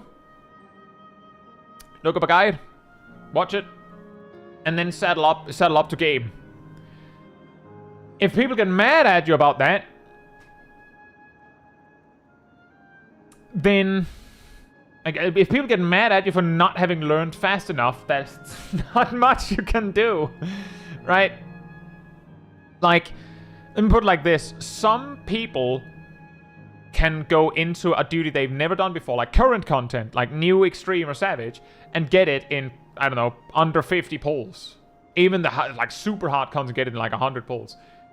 Like, my raid team took 8 months, I believe, to beat Howling Blade Savage. Which, just a reminder, was beaten in like 1 day by the best players. They're all different. A wide range of skill levels. So if people are going to be a jerk about it,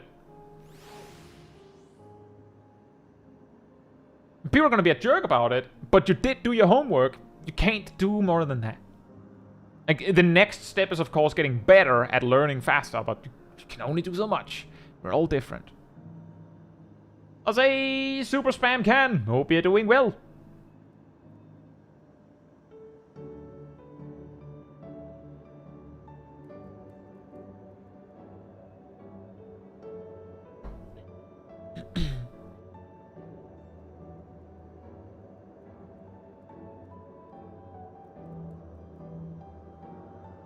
You don't know the rotation for Ninja and looking at guides, but And I look at guides, but everyone has a different take on it. I watched like 3 different people and each said something else, and that makes it a bit confusing.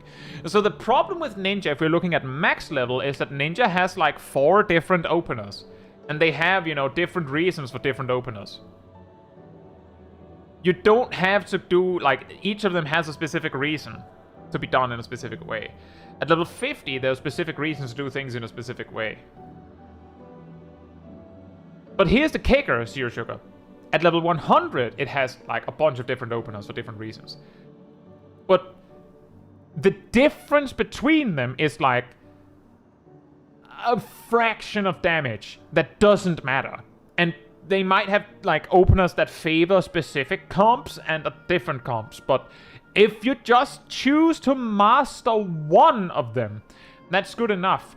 The key thing that you need to learn here is the core concepts. Like, you know what? Is it level 50, Zero Sugar? Are we talking level 50? Or is it level 100? Zero Sugar, are you in the community Discord? If you are, Zav could easily send you an invitation.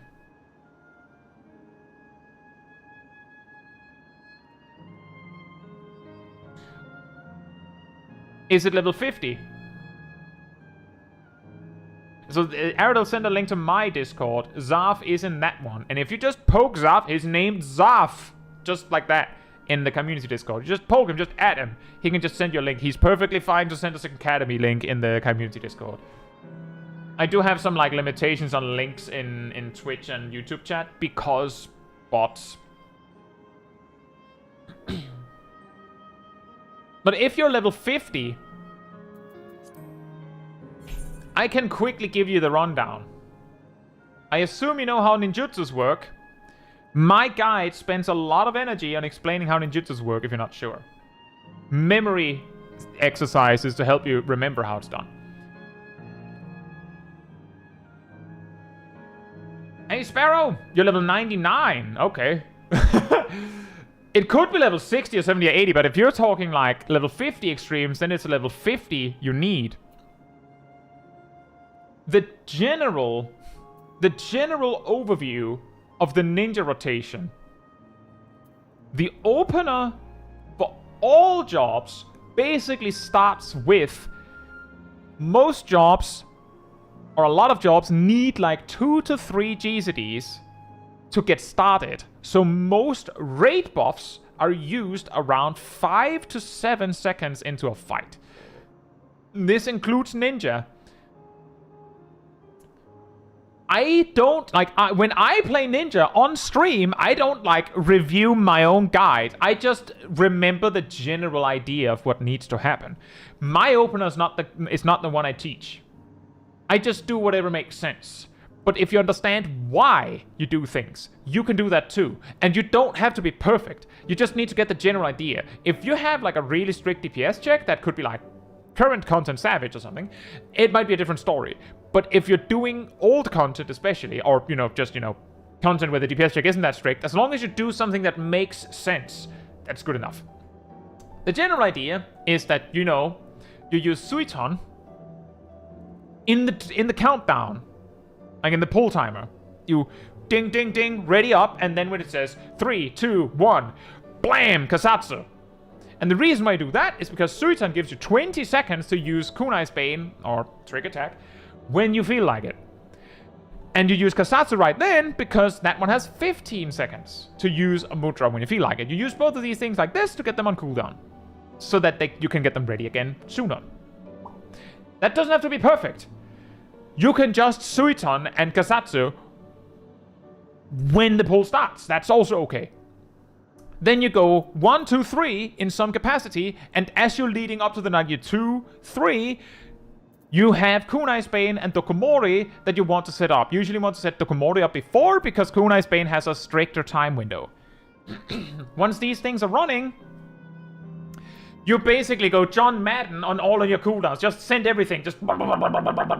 And the order, not that important. There are some things that have to go before others. For instance... voice dying here. For instance... you have to use... Yeah, Mug at level 50, indeed. For instance, Hyosuranryu, if you have that, has to go before Tenjijin at level 70. Because Kasatsu gives you access to Hyosuranryu. But if you're level 50, you just do a Raiton. And another Raiton. And if you have a third jutsu at some point, Raiton again. But you just use all the big damage buttons you have. And you just go 1, 2, 3. Like, once you don't have anything else, you just 1, 2, 3, 1, 2, 3, 1, 2, 3. But the key is 1, 2, 3, burst setup, and then burst, burst, burst, burst, burst. And once that's over, you just filler. And then when Kunai's Bane is readying up, you of course keep track of your jutsus, and then you Suiton so that it's ready. And then you Kunai's Bane or Trick Attack, and then burst, burst, burst. And then you filler again. The key is things that increase your damage. First, spend the big damage numbers, and then back to filler. Which means, for instance, that if you landed in an extreme, like a level 50 extreme, you would probably open with ding, ding, ding, Suiton, Kasatsu, run up to the enemy, 1, 2, Mug, 3, Trick Attack, Raiton, Raiton, and then just 1, 2, 3s. Well, you'd actually use Assassinate at some point. Exactly when, doesn't matter. And you go 1, 2, 3 until your jutsu comes up again, and then you go Raiton again. And then you just, you know, 1, 2, 3, 1, 2, 3, 1, 2, 3, 1, 2, 3. And at some point, there will be less than 20 seconds until Trick Attack is ready again. And there will be, you know, your second charge and your mudras will be readying up. Suiton. And then you just wait for Trick Attack. 1, 2, 3, 1, 2, 3, Kasatsu when it's available. Trick Attack. Raiton, Raiton. Raiton. Like, that's the key. And if you watch 4 different guides and they all say different things, and they probably will, the key is that it doesn't really matter that much, the exact order. What matters is the general idea. And the general idea is, at the start of the fight, you're aiming to begin your burst around 5 to 7 seconds in. If you follow the example openers from any of these guides, most of them good, just do one of them. Practice one of them on a striking dummy or something so that you don't get shocked or surprised. You do the opener right, or decently enough, then all of the cooldowns will naturally become ready again at a time so that you do a smaller burst on the 1 minute and the bigger one at the 2 minute, and you just do that, and it applies for almost all jobs. The key reasons why I'm like, make sure to watch a guide so that you know what you're getting into and what your job is supposed to do, is because some people, some tanks will queue for an extreme and they're not even sure what the tank stance does. They use provoke on cooldown because they think they have to. They don't use defensive cooldowns because they don't even know why. Nothing does enough damage to threaten them enough to bother until they do an extreme. Healers going in and just casting Cure because why should they attack? And they think MP is valuable, so they use Cure 1 and then the tank dies because you're not healing enough. But that's because you're not using Cure 2 and you're not using Reach and you're not using Medicare. You're not using the buttons you should be using. But you would know if you watched a guide that would just tell you, yeah, you use Cure 2, not Cure 1. You use Medica 2, not Medica 1. You attack when you have time, and so on and so forth. And for a DPS, you might make mistakes like thinking that you should spread out your damage buffs to maintain a higher damage number, where what you're actually meant to do is like stack them and then throw out all of your damage at once. And that's the reason why I'm like, if you're doing a level 50 extreme, watch a guide on the extreme, watch a guide on your job for level 50. Because then you're prepared. But if you're trying to prog it blind, don't watch a guide on the boss, but do watch a guide on your job. I also do not recommend doing your first hard content blind. Probably get used to like hard content not blind first, because a lot of the shorthands that people learn to learn duties blind faster comes from having learned bosses not blind.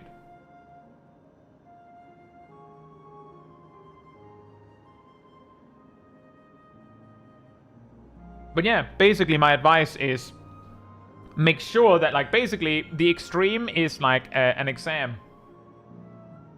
And you wouldn't show up unprepared to an exam, would you?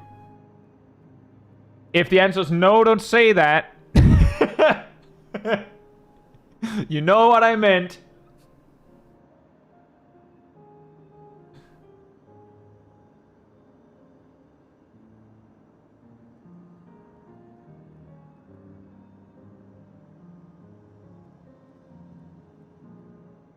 Super Spamcan says, do you think Evolved Mode having all their major actions level 50 might make older Extreme Savages more popular to run? Maybe. I have a feel, like, actually on that one. No, I'm not surprised, Silvermint. I'm actually sitting right here with, on my screen, a person that I know basically aced an exam after showing up basically unprepared, while everyone else were like mega studying for it. So I'm like, don't you know what I meant?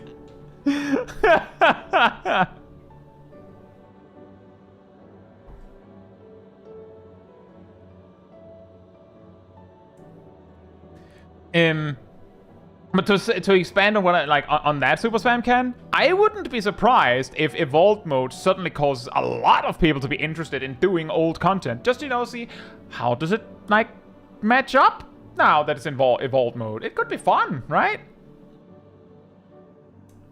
Like I will almost certainly do Extreme Countdown for old content just for starters.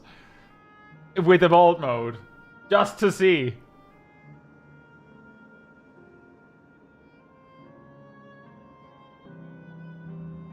You're welcome, Zero Sugar.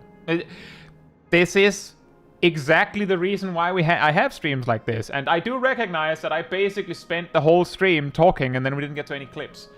But it did dawn on me that I feel like a lot of the time, and that's no offense to anyone's content, absolutely not. I think it's interesting to see. It dawned on me that there's probably a lot more value in me giving advice to people than just sitting there reacting to a clip.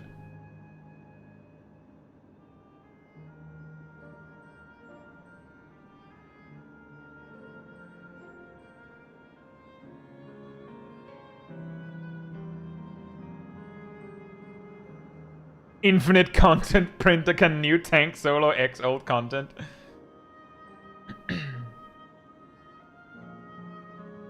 It dawned on you that you trailed off. Dang it. I wonder if Warrior will have raw intuition at level 35.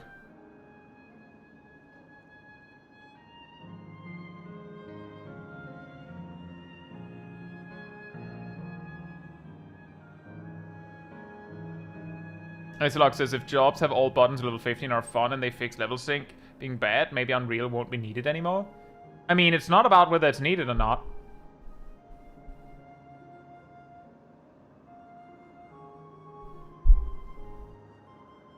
Oh! In before me calling attention to it means that the number suddenly drops, but it just wanted to randomly mention that we just hit 1,000 followers over on Twitch. Big.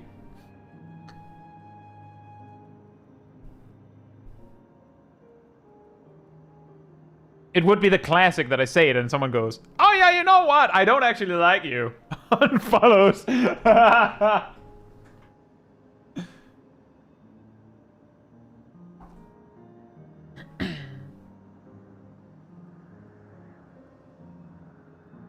Super Spamcan says, Raw Intuition Bloodwedding really needs to be nerfed. It's the best meta in a game.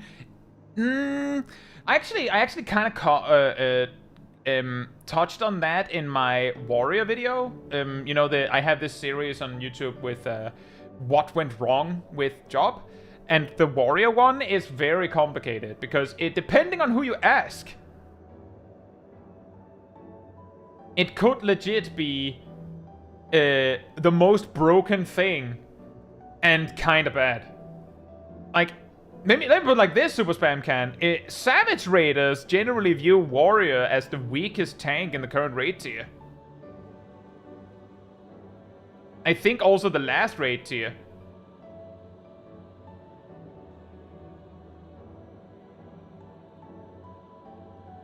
The problem is that what makes Bloodwetting so busted is how well it scales with target count, which is completely meaningless in most actually hard content. What's ALTC? Which means that when it comes to casual content, Bloodwetting and Raw Intuition is insanely strong.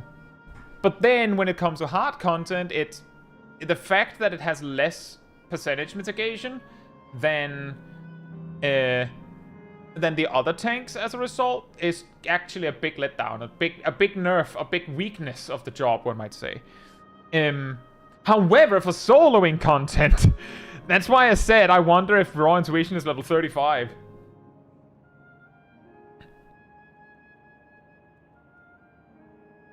Not that it would change much. At present,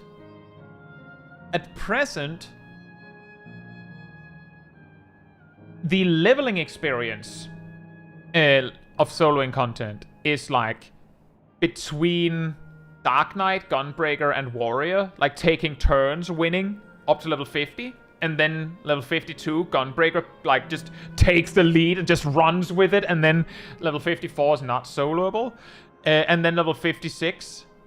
No, wait a minute. Level 54 is soloable, I think.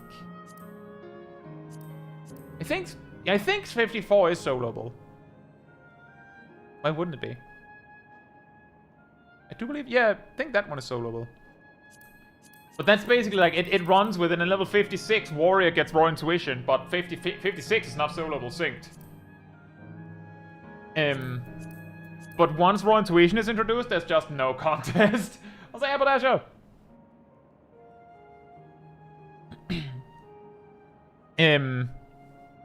But it does mean that I'm like, I wonder if they get it, because if all 4 tanks gets like their main mitigation at level 35, Dark Knight wouldn't stand that much better in terms of soloing content with TBN. It would help. But like, if Paladin gets Sheltron and Clemency at level 35, Clemency would help a ton. But if it's the 4k MP cost version, ooh. And Gunbreaker already had Brutal Shell. Do they get Aurora at level 35? Or is that 50? Because if that's 50, that's actually a nerf. And if Warrior gets Raw Intuition, that's... that's crazy.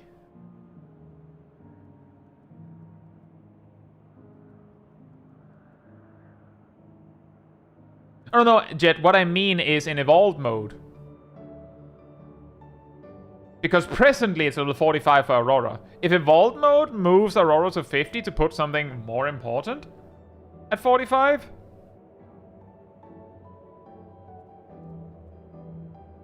You know, that actually reminds me of a pretty... Like, I'm pretty sure this was before the Evolved mode reveal, but Taldemar, you can probably correct me on that. A little bit ago, Taldemar shared like a random funny thought experiment of how would you rework a job's learns, like the order they learn things in, to put more interesting buttons earlier on. And we had a little bit of a conversation of like, if you move too many good things to the early levels, then the late levels are just gonna suck. But then Evolved mode is basically like going, yeah, so we moved the interesting buttons to the early levels.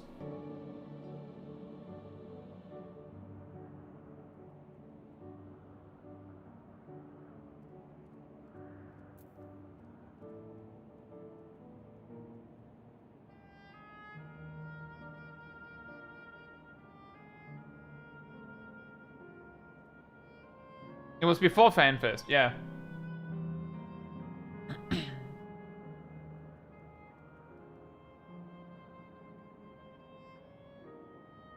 What's best welcome is I wonder if they might add lower potency versions of things and then just trade them back up later. Interestingly, we kinda have a little bit of a taste of that. We don't have all of it. But here's what we do know. In the example they gave, Paladin got Holy Sheltron, not Holy Sheltron, Holy Spirit at level 35 in the picture. They would have Holy Spirit by level 35. Then, by level 50, they would have Requiescat. which is this. Now, we don't know anything more than that on this specific front. So here's my example of how they could actually piecemeal you Requiesced.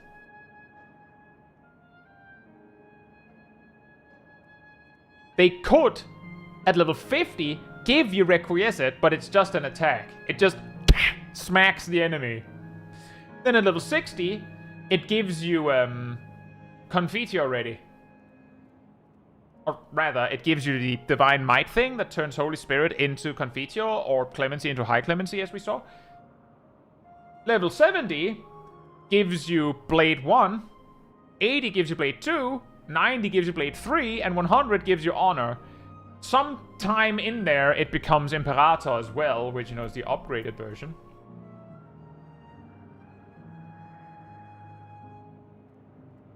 Yes, they did, BSR. Although I do believe they reworked the animation of White Wally. I believe White Wally also used to be a ground-targeted Circle AoE. But yeah, they could basically piecemeal you the big button, one step at a time. Now the question is whether that would be cool or lame.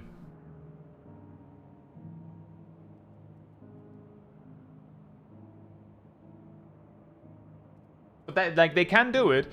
The thing that I'm worried about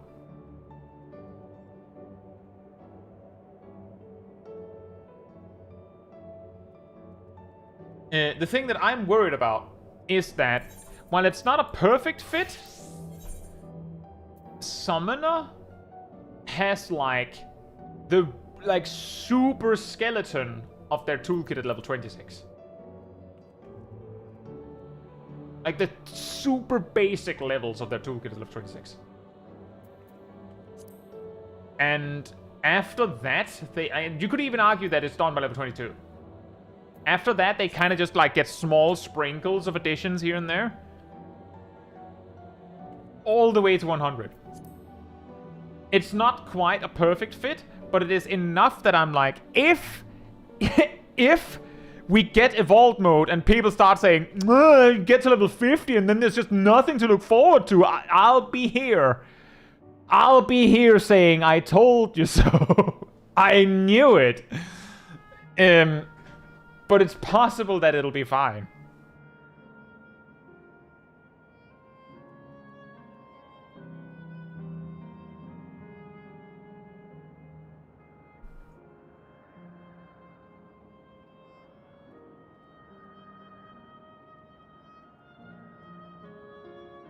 There's many things they can do. The thing that's gonna get really scary, I think, is also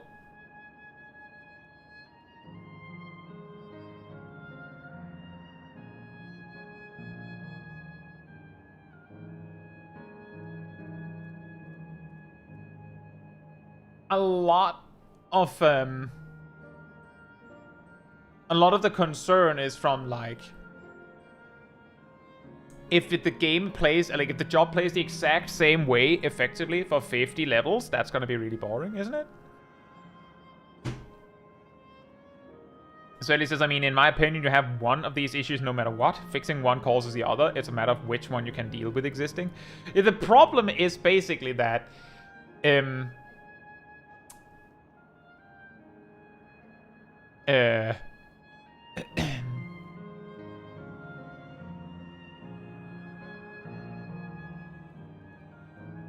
the problem is that the sheer amount of content where it matters that your level 50 rotation is interesting is concentrated enough that that's important. But the first 50 levels are a lot shorter than the second 50 levels. Which is to say, if you got one cool thing every 10 levels, for the first 50 levels, that would probably be fine.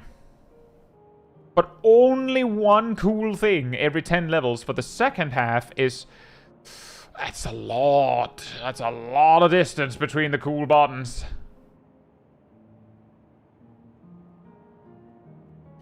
Like, if we could somehow swap it around so that the first 50 levels are really slow and like gives you a ton of stuff, and then like the last 50 levels is just like a sprint, just then it doesn't matter that you have the main core of your toolkit at level 50.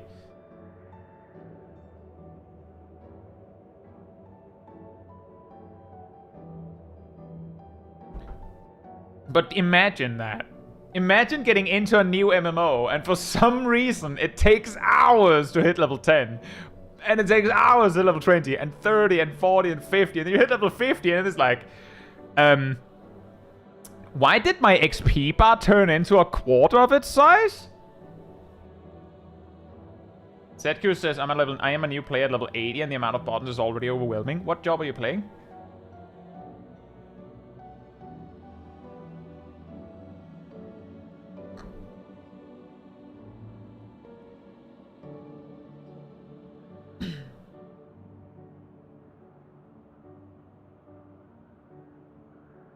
Just play Black Mage. Different level ranges give you different interesting fun experiences. Ah, yes, the classic.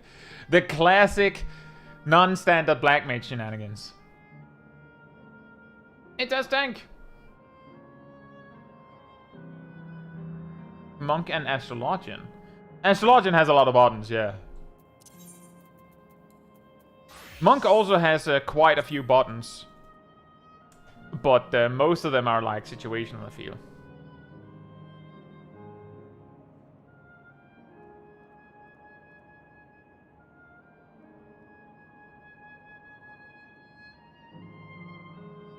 Behemoth says, I wonder how this will affect motivation to do job quests post 50.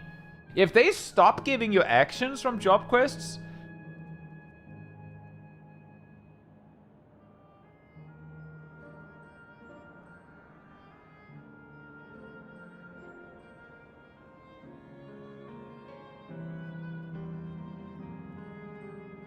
Still need the stone. Yeah. You know, it is funny that the way that they introduce job quests in 14 is that you get a you unlock a class. Your level 5, like your level 1 and your 5 quest gives you gear. Your level 10 quest gives you gear. Your level 15 quest gives you gear and maybe an action. And level 20 gives you gear. Level 25 gives you gear. Level 30 might give you an action. And the job. And then your level 35 quest gives you an action, level 40 quest gives you an action, level 45 quest gives you an action, level 50 quest gives you an action, level 52 quest gives you an action, and so on and so on and so on and so on. And then you hit level 60, and then the next one that gives you an action, level 70. Like, it's funny how there's so much incentive to do your job quest for actions, but the first several quests don't give you anything. Like, it gives you gear. You don't need it.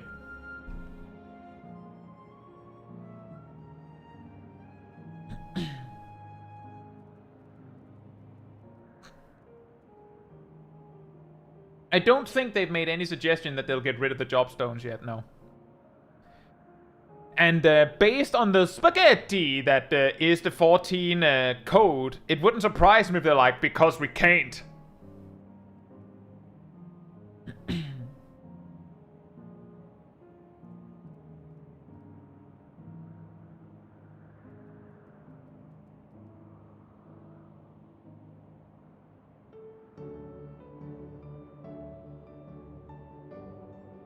Yeah, it'll be a little weird.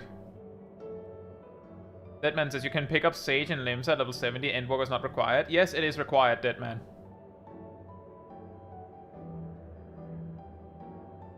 Deadman, the requirement to pick up Sage is not being able to reach the zone. The requirement is Endwalker. As in, specifically, Endwalker is required.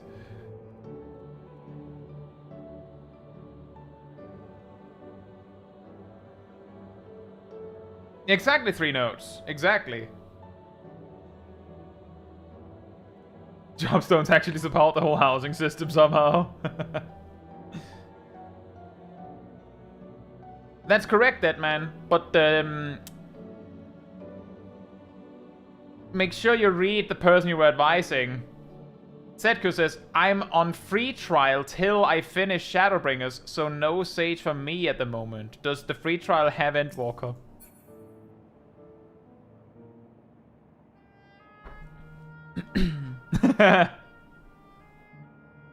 I do believe it was a shorthand, but yeah.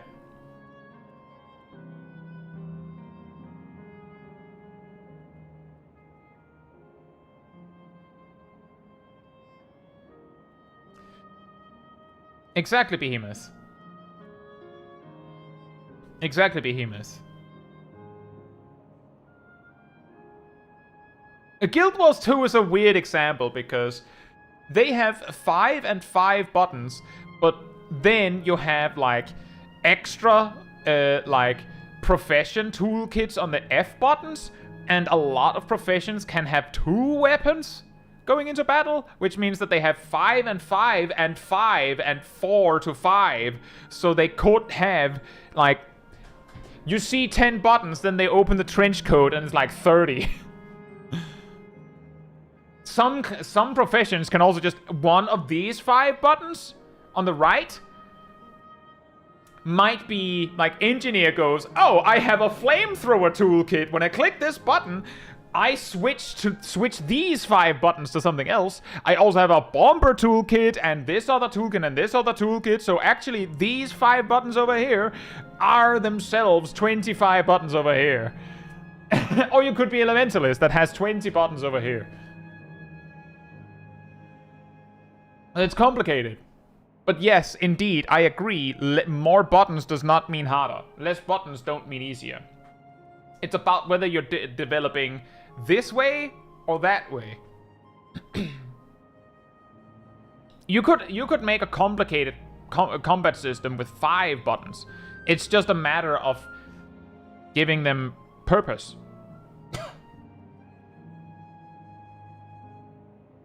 Which is also an important thing, is that a lot of jobs presently, like, yes, the order of buttons you have to press can be complicated, but a lot of the buttons do the same thing.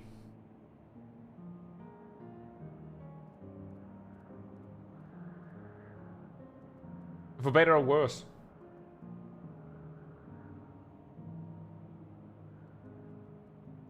These Metricon says, I worry because I don't feel like Squeenix has been very good at buttons having purpose.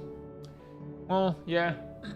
I will say an example for me is that Paladin has this whole thing with having like an arranged part of their burst, which can be super convenient. The problem is that by design, this burst happens every minute, and the only freedom you have is where in the 20-second sequence you put it.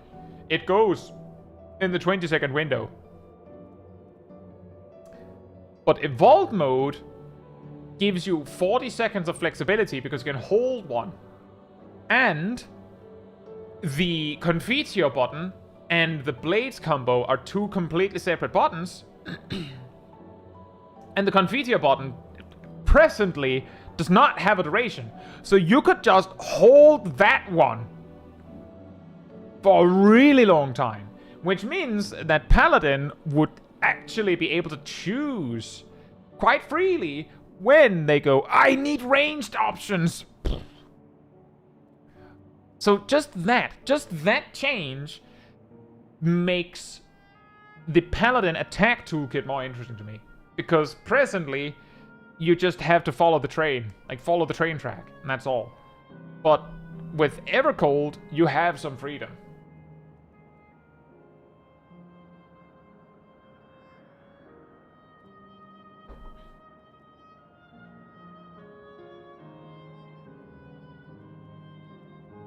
You end up being really reliant on encounters to make the jobs interesting. Yeah. I don't think that's a bad thing.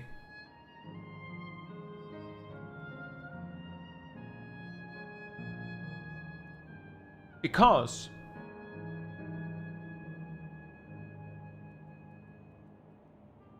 I remember from Shadowbringers to Endwalker to Dawntrail that a lot of the time, whenever there were simplifications of some sort of combat, like job system, players were like, it's okay, that gives more room to make more interesting boss fights. Like, there's more room for that. And the problem is that, aside from a few select encounters all of the time, people didn't feel like that actually was what happened. But if the jobs are designed to be Like, very flexible. Like, very able to do anything. And a lot of your choices are actually entirely based on what the fight throws at you. Then it means that you have a lot more interaction with the fight. Like, for instance, we've talked about Bard. Bard's songs have a defensive component to them now in Evercold. One gives a barrier, one heals, and one gives a speed boost. Oh, that's unfortunate, Nox. And also fortunate. But you have 3 different defensive effects, and you have to use all 3 before you can use Radiant Finale, and before you can use any one of them again. Which means that actually ordering which song you play when, based on the fight, is what you need to do. Instead of just doing, oh, this is the optimal sequence. It's very likely that the optimal sequence is, you know, fight opens, you don't have 3 charges right out the gate, I'm assuming. You, like, maybe just, you know, heavy shot a few like do your 1 to 3 combo there for a few GCDs, and then you click, I think it's Mage's Ballad that gave a barrier. You press the one that gives you a barrier because the boss is obviously doing a raid wide. Welcome to Final Fantasy XIV. And then you just do that, and then next, like that, there, like,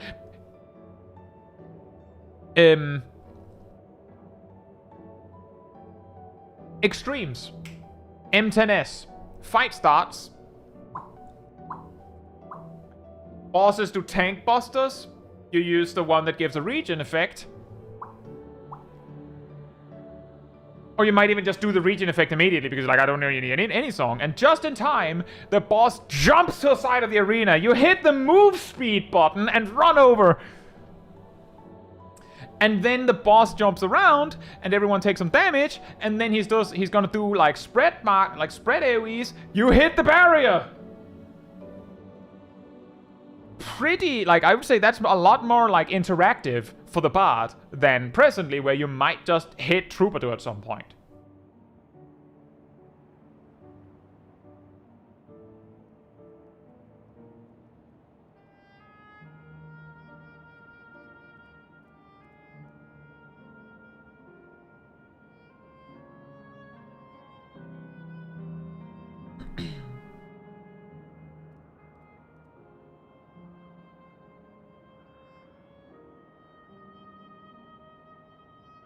But yeah, I'm just trying to give some like an inspiration here that jobs being super flexible could be great if it like gives space for jobs to like have a lot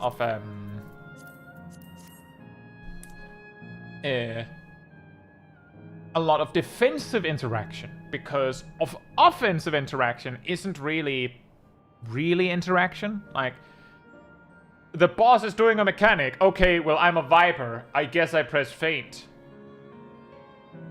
And then I ignore what the boss is doing for 90 seconds because I can't attack it. But if DPS jobs get like defensive tools, tanks get more interactive defensive tools, healers get more interactive defensive tools, then suddenly you might plan your rotation more about what the boss is doing instead of just planning your rotation about making the same old song and dance work despite what the boss is doing.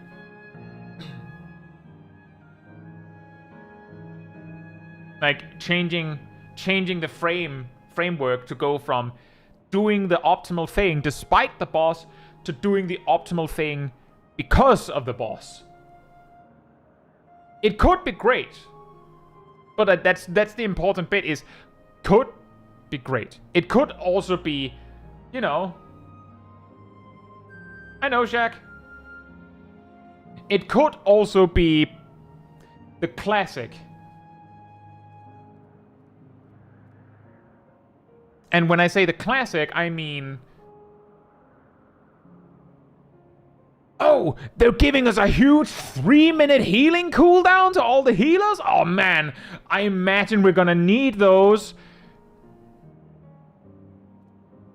Oh, they're upgrading our healing GCDs so that we can do more AoE healing. It's probably because we're gonna need those.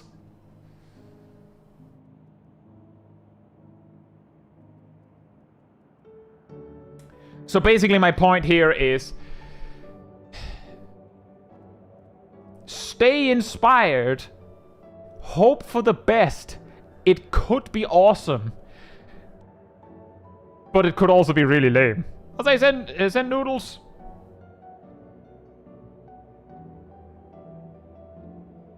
Exactly, it could give more job identity. I feel like jobs bringing defensive properties to the field gives a lot more room for jobs to be unique, because the offensive property quickly just becomes, well, you press your damage buff when everyone else does.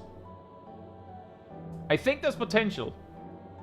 That's what I'm getting at. I think there's a potential. There's a lot of potential here, but if we expect this potential, we're gonna get really sad if it's not met. So we hope. Now, sorry, didn't get around to clips, but we got a lot of interesting conversations. I hope that makes up for it. I'll have to actually rethink on that one. But I actually do have something I need to be ready for in like 30 minutes. So I think we will round up the stream here. I hope you thought the conversations were very interesting, all the topics we covered. But if you'd like to be part of the Discord community server, there's a link right there in the chat. There you'll find the weekly schedule where you can see what else is coming up in the coming days. I usually update it Sunday or Monday. You'll also find the announcement room with the links to videos and streams and out. And if you grab the reminder roll in the roller announcement room, you get a notification whenever I post a video stream. So it's the next one around 15 minutes before stream starts, so you can catch it right when we go live. And if you'd like to support the channel even more directly, you can like over on YouTube, you can follow, you can subscribe, you can become a member, you can super chat, you can cheer, you can do all of that goodness. If you don't like any of that, there's the Ko-Fi link from Adel right there in the chat. It'll all help support me and the channel directly, so I can do stuff like this with all of you without having to worry about algorithms and whatnot. So thanks so much for the support. But that will be it from me tonight, so let's see if we can find someone to raid.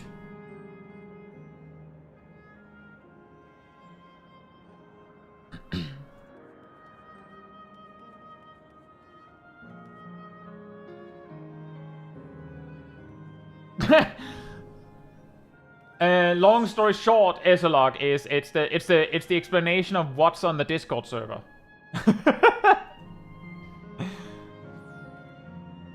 There's awesome things on the Discord server. It's the summary.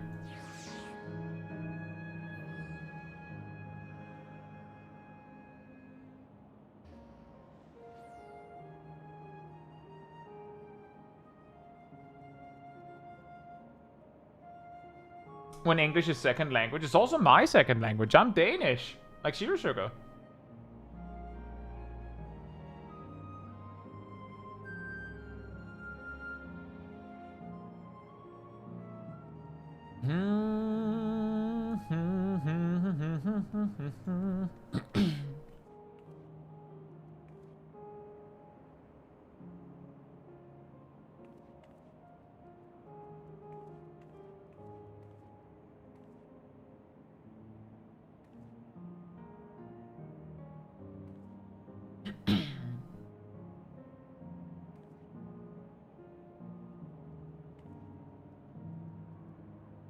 I see Dawn was starting on some more MSQ stuff. Let's go over there. But with that said, that will be it from me tonight. So good night, good morning, afternoon, or evening, depending where in the world, and hope to see you all very soon. Bye bye.